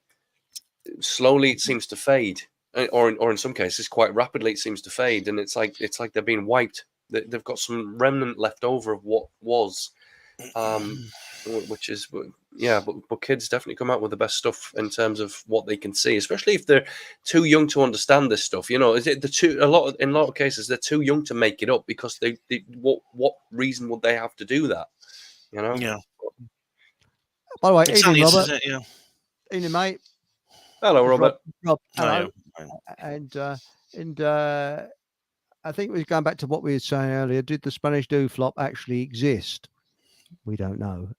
I think that would be more for Rumble, actually, to be straight with you. I think that's a Rumble show because we don't want. It's a shame that you can't talk about things like this, can you? Well, it's very shame. It's set the bloody klaxons off at YouTube HQ. Now, Charles Bronson. Oh, it's Charles Bronson. I was thinking Bronson was actually portrayed by Tom Hardy. Yes, that's the one. That's the one. Yes. They made a film. That's right. They made a film about him. And what we were saying earlier, Israel that's his interesting name. Israel Diego Rivera, genius to the real genius. So I just know this guy so well. I know him very well. Yeah. Are ghosts and aliens connected? Do they exist in the same realm? That's what we sort of maybe in terms of like extra dimensional beings, more so than aliens, which tend to be more physical. So yeah, potentially, there's a frequency there that they can perhaps meet on or share. Or again, I don't claim to be an expert in this at all, but it's always been an interest. But yeah, that's an interesting one. The name especially. Yeah. I work. This is life as but that's life, but not as we know it. It says, I work with a guy who's seen a ghost at a place called Spynie Spine Palace. He's seen a dark figure at the second floor window. When he asked to see in, there was no floor, just open space. Now it says here, Stephen Truthseeker says it's very important that people realise the spirit world is real. Yes. I don't. I think there's a concern. There is actually a cover up of this, and I mean, I can't go into details now. I do bring this up in my talk, but I think if everyone knew the spirit world was real, that it would have huge effects on politics, economics, society, etc. But it was always taken as an actual fact by the ancients. I mean, like you say, there you had the soothsayers and the witches and the oracles, and it was just a matter of fact part of life. And so now we seem to have gone in the complete opposite direction. Whereas any conversation about that particular subject makes you fringe or add any number of insults that we get accused of being. And yet, if the ancients had that connection, I'm not saying that there wasn't an angle of naivety there, but at the same time, I think they've shut it down deliberately because perhaps it gave too much of reality away. Maybe. Yes. Yeah, but sorry to interrupt again, but perhaps with the technology that we've got now, especially as you were saying about the white noise and the static, things like that, maybe now that we have the technology to actually tune into it, that's why it's been made to sound crazy and woo woo and all of these things. It's to throw us off the scent, perhaps. Oh yeah, absolutely. By the way, it was me that interrupted, so it's my fault. I do it that often now, but it's kind of subconscious, so I just kind of apologise and think, oops, so again, kind of it was thing, me so. that did that. But Everybody, all I said was yes, actually precisely right, and that's absolutely true. And I think this is. I think rather than simply suppressing evidence, they've just kind of manipulated norms. Consensus. They've manipulated the Overton window of scientific possibility to prevent people perceiving or even comprehending or through willful lack of desire to comprehend the infinite. I mean, I think it's very telling that when Helen Duncan was in court, the judge refused to let her perform a séance in court, when really, as the defense counsel said, this would have been essential. This was an essential part of the defense, because if she could prove she could do it, they couldn't accuse her of being a fake.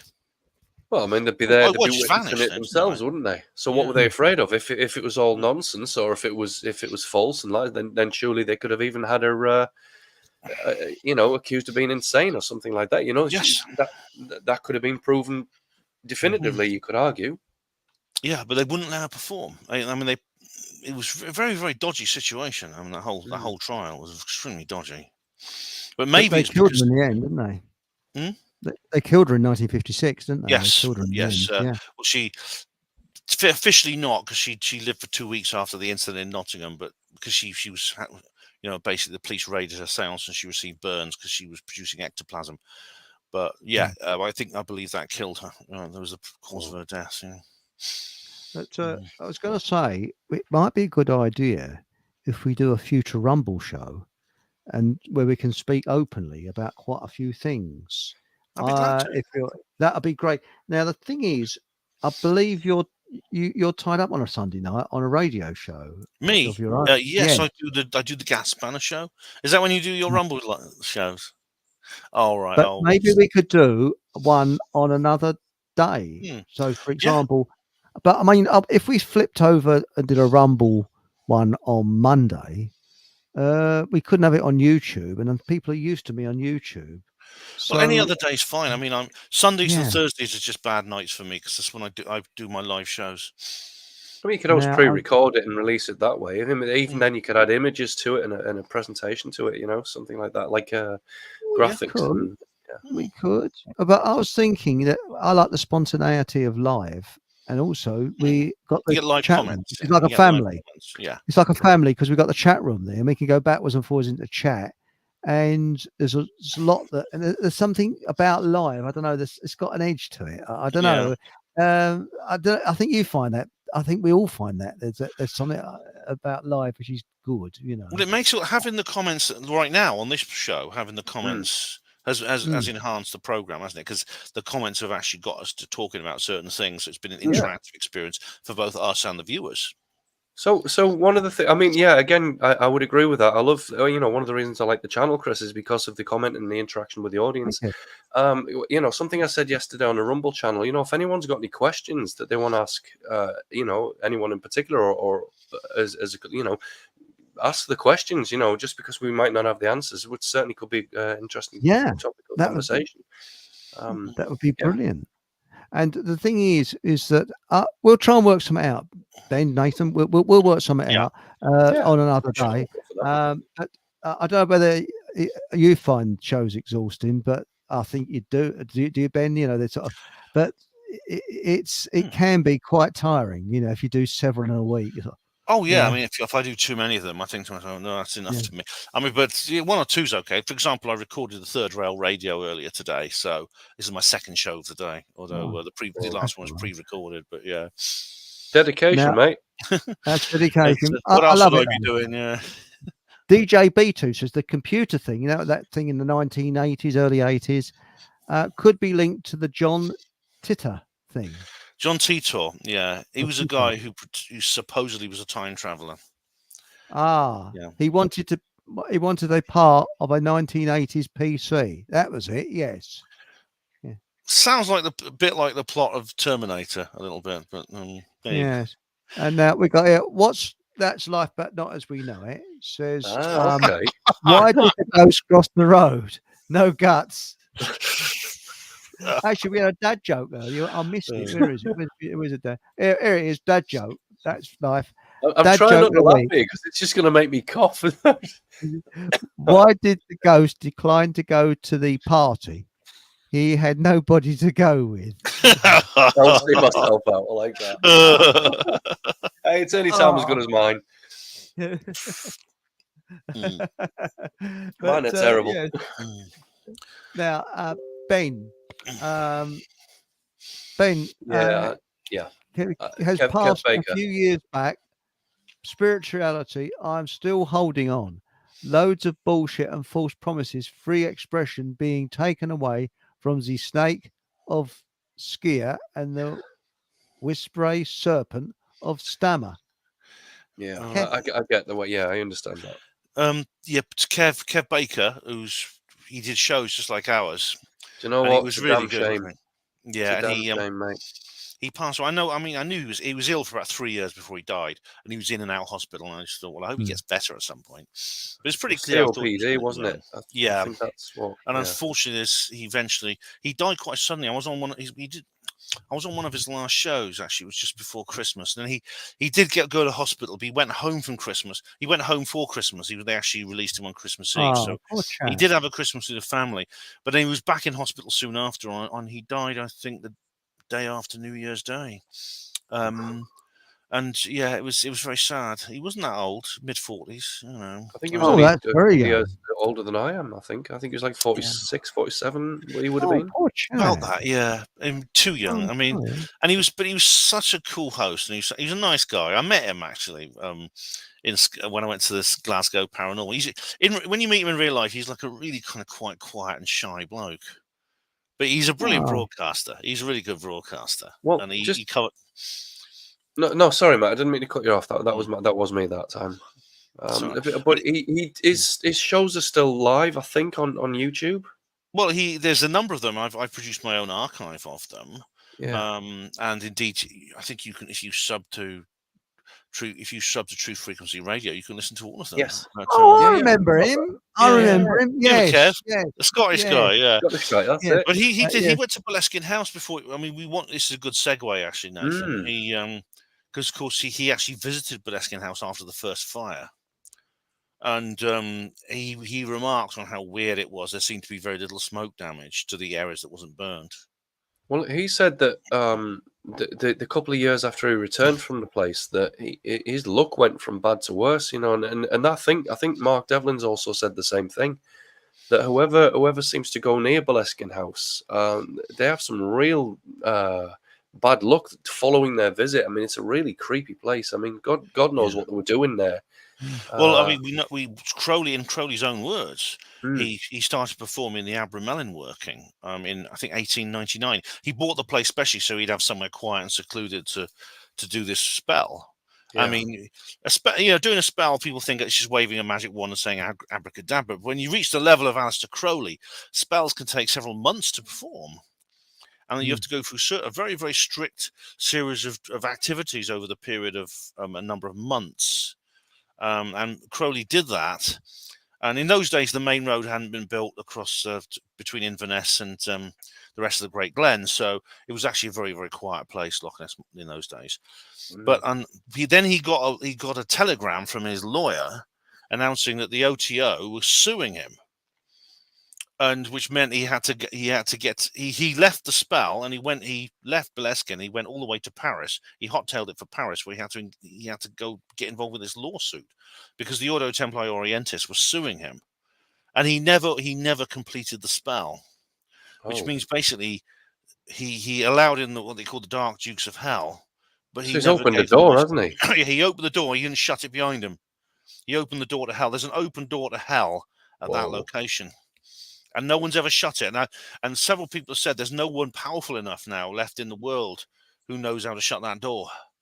And I mean, or at least nobody that would want to. I mean, I suspect there's quite a fair few in sort of elite circles that would be familiar with those kind of practices. But again, what the hell is it letting through? Because that is one creepy place. Well, I set up a Facebook group called Exorcise Boleskine House, which was quite amusing. A lot of people found that very amusing, but I did it half as a joke. But seriously, I mean, there's people that go in there, like these British gas guys went in there in the 90s, and they came out screaming, and one of them committed suicide. Jimmy Page lived there for a while. He bought the place because he's a big Crowley fan. And he didn't spend long in there though, did he? He kind of. He used it mostly to store the books because he had lots of Crowley's books, so it was like a private Crowley library. Yeah. But then he moved out, but now there's I mean, you could tell if you want to tell a story, Nathan. Go ahead. I don't want to tell. No, carry on. It's your idea. You know more about this than I do. It's always been an interesting angle to go down. There's definitely something odd about the place. But no, carry on, please. Sure, no problem. I'll get my notes out so I get this correctly. But in a few years ago, there was a series of two fires. There was one in 2016, which resulted in about half the house being destroyed. Yeah. And Kev Baker and a couple of other people went there, and they discovered that it was very like spontaneous human combustion. They discovered weird things, like, for example, there seemed to be no smoke damage in the intact part of the house, which you wouldn't get in a normal fire. And they also picked up lots of EVP and stuff like that. But then and then in August of 2019, there was a second fire that basically gutted everything, left nothing but the walls. But then what happened was, in the following year, it was sold to some developers who, believe it or not, decided they were going to, like, not repair it. I think repair is the wrong word. Rebuild it, basically, because I said there was nothing left but the masonry. But they were going to put a new roof on, and plaster and timber and stuff like that, and they were going to create it was called the Boleskine House Foundation, which is a not-for-profit group whose primary goal is to restore Boleskine House to its historical integrity. And it said it's an independent organization primarily with secular interests, so they have nothing to do with the Thelema business, which comes into. And I set up this group called Exorcise Boleskine House. I actually wrote to these people and said, just to let you know, this could result in you could find more problems there unless you do something about the demonic presence there. They never wrote back to me, but I had some interesting comments on the actual group. It's what's weird. They do want to set up a kind of Crowley museum there, which should be interesting. I mean, let's be honest. If they were in this for the money, they could make a fortune out of that. I mean, they could advertise it as like a haunted tourist destination, and with it being on Loch Ness, I think it would draw in quite the crowd, actually. Oh, I bet you. I mean, this may occur to them at some point. It may occur to them but I mean, I think, the official story, there was an official story behind the fires, which was that radical Christians did it. Hmm. I mean, like, this is crazy. I mean, radical Christians. I mean, I spoke to Kev because Kev actually comes from Inverness. And I said, I mean, I know there's, in some rural parts of Scotland, people are very, very sort of fire and brimstone. There's the Wee Free Church of Scotland, as they call it, which is very radical. It's kind of, it's almost like the Bible Belt of the US. But he said, do they go around burning things? And he says, no, they're not that. They're not like that. They don't go around burning houses down. And besides which, the police never caught anyone. The police never caught anyone, and there was they did investigate the possibility that this had been arson, and they never found anyone. It could have been. I mean, if we take the kind of mysterious angle out of it, maybe it's caused that much fear in people that people have tried to burn it down because they think that whatever's there can be dispersed. But I don't, I mean, Crowley, for all his flaws and whatever you want to talk about, he was very competent in the occult. And he was certainly he wasn't afraid to try things. He wasn't afraid of the rituals. He wasn't afraid of evil. I mean, he claimed he was the wickedest man in the world at one point. And whether that was true or not, I don't know. But either way, I mean, there was definitely something there. Just before you go on to this next comment, mate, it's curious as well that Crowley had conversations with, was it EWOS? I forgot the name. It was like a little grey. Lamb. Entity. Lamb. That's yeah. It looks like an alien, doesn't it? Yeah, well, it's certainly described that way. And he used to have conversations with this entity, and apparently he'd summoned it. So what's all that about? Well, exactly. I mean, that is very weird. I mean, it's like a lot of people have mentioned this. Mentioned it. Yeah. And as for the cause of the fire, I'll just mention that if they catch someone one day, because there's no evidence there was any arson, they never found any. Say there doesn't seem to be any ignition materials that would be inflammable liquids or something like that. That was never found there. So there's no. If it was arson, there was no obvious method. There was also nobody seen, even though they had CCTV there after the first fire. No one was ever caught on CCTV. So the problem is, though, I mean, as creepy as the place is, I mean, would you go there, especially after we know people personally that have gone there and have had some very bad experiences following that? That would put me off a little bit, to be honest. I would do it if I did that. I'd do it with enormous caution. I would make sure I would not go there unless I was with others and I knew what I was doing and I had some kind of protection. I managed to protect myself in some way. I mean, I like a challenge. I'm quite an adventurous person, so I'm not the sort of person who would say no, I wouldn't go there. But I would take precautions if at the end of the day I thought it was too risky, I wouldn't do it. Because as you say, it's not worth it, Nathan. It's not worth it. Just if you're going to end up like ruining your life. Well, there's one thing with ghost hunting and things like that, but if you're putting your life at risk of some kind of demon or whatever the hell is in there, it makes you rethink it. Sorry, Chris. Carry on, mate. I was going to say Shingle Hall is supposed to be pretty well haunted. Where was that? Sorry, Shingle Hall. I think it's near Manchester, that sort of area. I'm not sure where it is. But we got Stig. Morning, all. He's in New Zealand. Hello, Stig. And we got here. I'm not far. This is life. That's life, but not as we know it.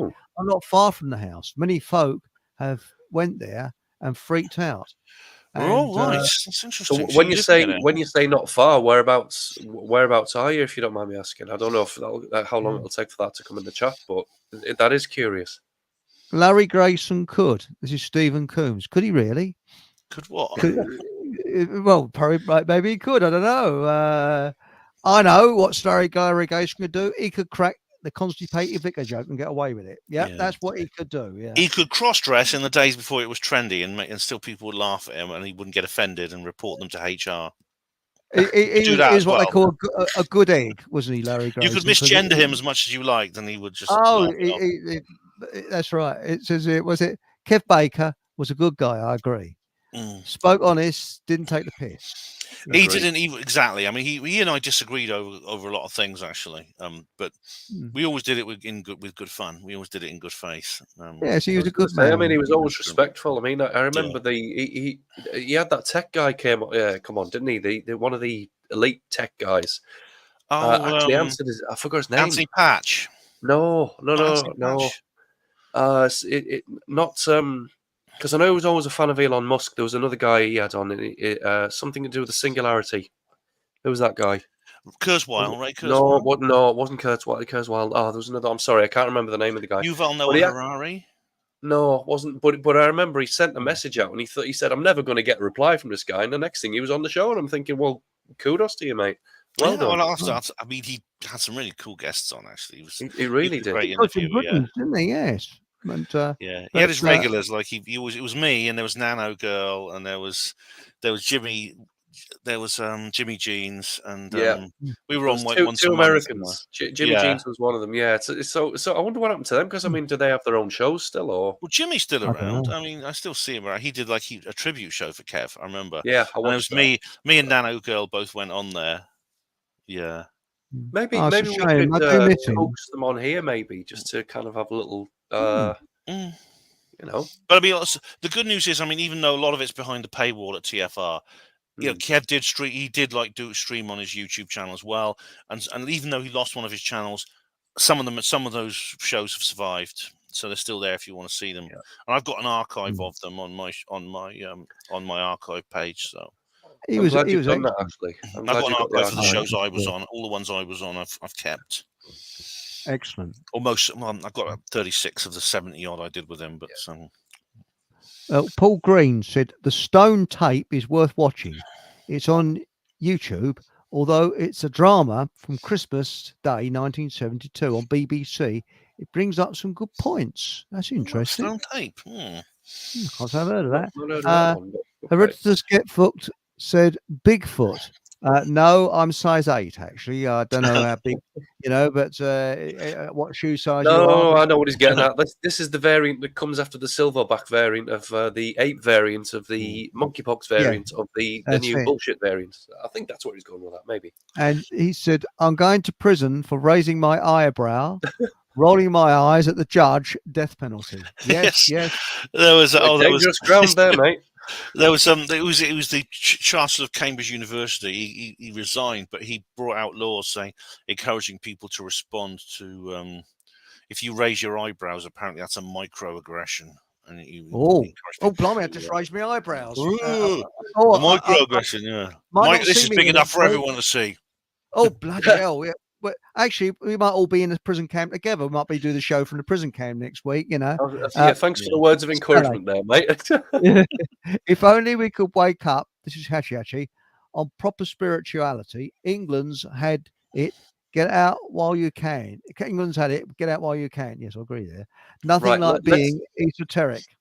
Yeah, let's leave that one on for a moment, because this so as much as I agree with that. Unfortunately, I'm not in a position financially to get out of here, but believe me, it's crossed my mind. If I could get out of England at the minute, I've seen how history repeats and repeats, and there's certain things that are now occurring. Yeah, we've seen how it ends. I'm not particularly fond of bloodbaths, but if I could get out, I hope it doesn't. I would. End in that. I would. Yes. I mean, I think about, especially because Nathan, your children are a lot younger than mine. Yeah. So I can understand. I mean, if Louisa was younger, I'd probably be thinking along those terms as well. Yeah. I mean, although as it is, I'm still very protective of her, even though she's nearly 30 now. She's turning 30 in a couple of months. But we just had a general election, and there was lots of jokes about Starmageddon. Labour got in with a huge majority. There's no opposition. They essentially have a monopoly in Parliament. And just 1 month in, they're just 1 month into Starmer's premiership, and look what's happened. It's very, very concerning, isn't it? Let's. I mean, again, I'm trying to be careful what I say in this regard for obvious reasons. At the minute in the UK, we really have to be careful what we're saying. But and in terms of proper spirituality, my God, I can resonate with that as well, because I've had so many digs at the New Age. Because I call it New Age fluff and New Age bullshit, love and light and full of shite. I mean, call it what you like. But I'm not dismissing. I couldn't resist. I'm not dismissing the esoteric angle on this, because there is a lot to it. I've made you chuckle with that one. Yeah. Do you want another best bit? Oh yes, please. That's one of the chapters of my book, Love, Light and Full of Shite. No, and it really digs into it. So it's the new age deception. So there you go. I look forward to reading this when you finished it. Oh, mate, it's I think the last count was 276,000 words. And Kurt, actually, I would like to publicly thank the pair of you because you've both made a fantastic contribution So, but I don't want to say too much about it just yet. It's in the editing process. I know how to get it done. I'm currently waiting to get the ISBNs, and it's due out within the next couple of months. Again, it's finished. I kept adding bits to it, but I've had to stem it before it gets too big. But anyway, yeah, I think it's turned out better than I was hoping. Actually, I think you'd be very happy with the result. Brilliant, excellent. Oh, I look forward to that because we can promote it on this show. Well, technically, the pair of you are co-authors, and if I might just add another thank you, and in fact, we've got some very famous people who've contributed to my book, and Steve James in particular, another guest of the show. He's done me a very good. He's done a chapter. He's actually provided me with a full chapter, and my God, he's put a lot of effort into it. So, but anyway, back to the chat. We'll come back to that in later shows when it's released. But brilliant! Thank you very much, Terry, for your help. Yeah, good luck, and as far as the spiritual side of things go, they always say, well, King Arthur apparently is going to come back to England when England really needs him. But I mean, if he hasn't come back now, when how much worse does it have to get before he turns up? So come on, Art. I don't put my faith in anything like that. I mean, it was like, do you remember the King John III? I think I forgot his name, Gregory Hallett or Joseph Gregory Hallett or something like that. And he's saying, "Oh, he's King John III." I'm thinking, well, what the hell happened to King John II? Because as far as I'm aware, we never had a King John II.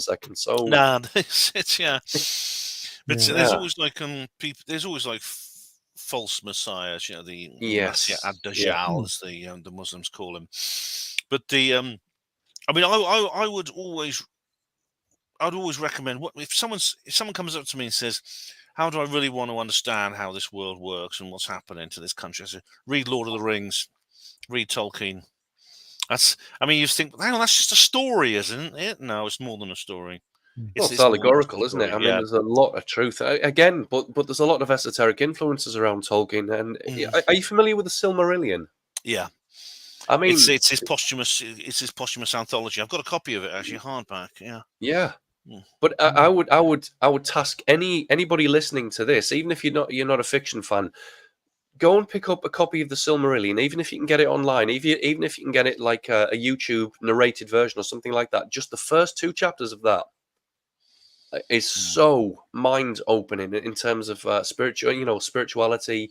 God, angels, demons, the whole discordant angel, and it's beautifully written. The first 2 chapters, especially. Exactly. So that's. I mean, obviously there are other books you can read and other ways you can educate yourself. But I said, Lord of the Rings. You've got to read Lord of the Rings to understand what's going on in this world. Yeah, because it is essentially a very, very deep spiritual battle. Yes, I agree with that. Yeah, because he went through the First World War, didn't he? Was very, very, very deeply connected to. Tolkien was very deeply connected to ancient spiritual roots, definitely. Yeah. Now we got here Jojo Gizmo said, "I tried to sell my soul to the devil once. He said, try cash." Did only rob you? Was it? I like what was it? What was it?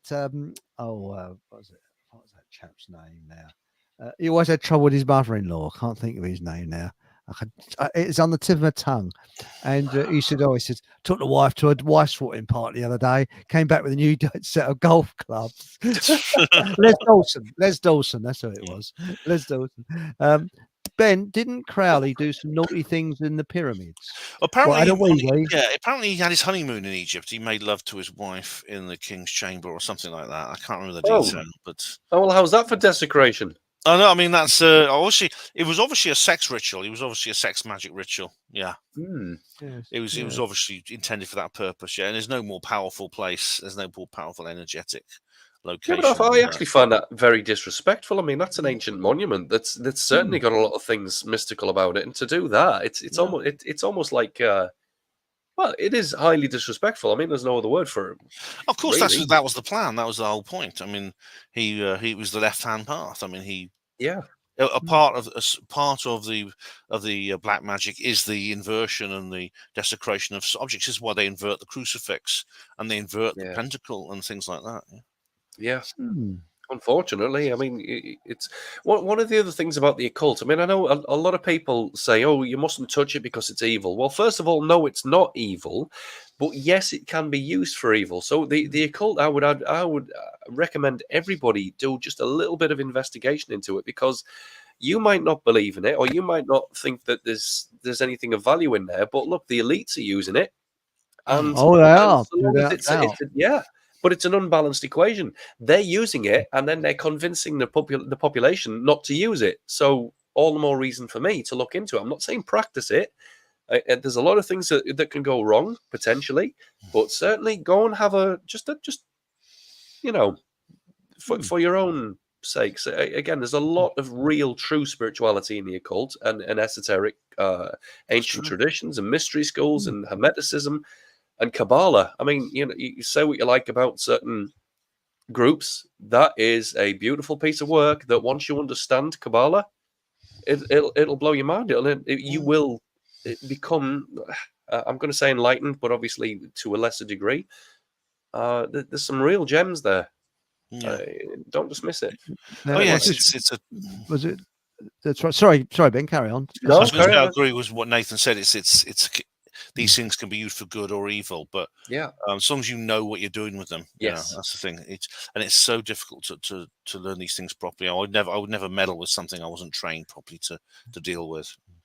I think we have an innuendo. Sorry. I think we have an innuendo coming up. You see, we got here. Larry Grayson could, and Baby with a Laser said, what was it now? I'm gonna have to go in a minute, guys. I'm gonna have to go. He's anybody's for a cream horn. Yes. Well, we've got here Houses of the Holy. That's Leviticus Shavit. But we've got here Barbara Bush is said to be Crowley's daughter. Yes. Yeah. Well, Crowley probably had a large number of descendants because he was obsessively promiscuous. He never used contraception. He probably had a large number of illegitimate offspring, whose descendants are probably alive to this day. Maybe even some of them are. Now we got here. Now that's life, but not as we know it. Has answered your question. I'm in Elgin. The Northeast and the Highlands are rooted in occult. Yes. Here in Gordonston Boys' School, here the king and his sons attended. That's right. Yes, they all went to that university. Guys, I'm going to have to go in a minute. I'm going to have to. We'll finish soon because I'm going to have to head off. Well, yes, I mean, we're coming to the end of the show almost now. So, quite honestly, we need a show. We need another show like this, but not on YouTube.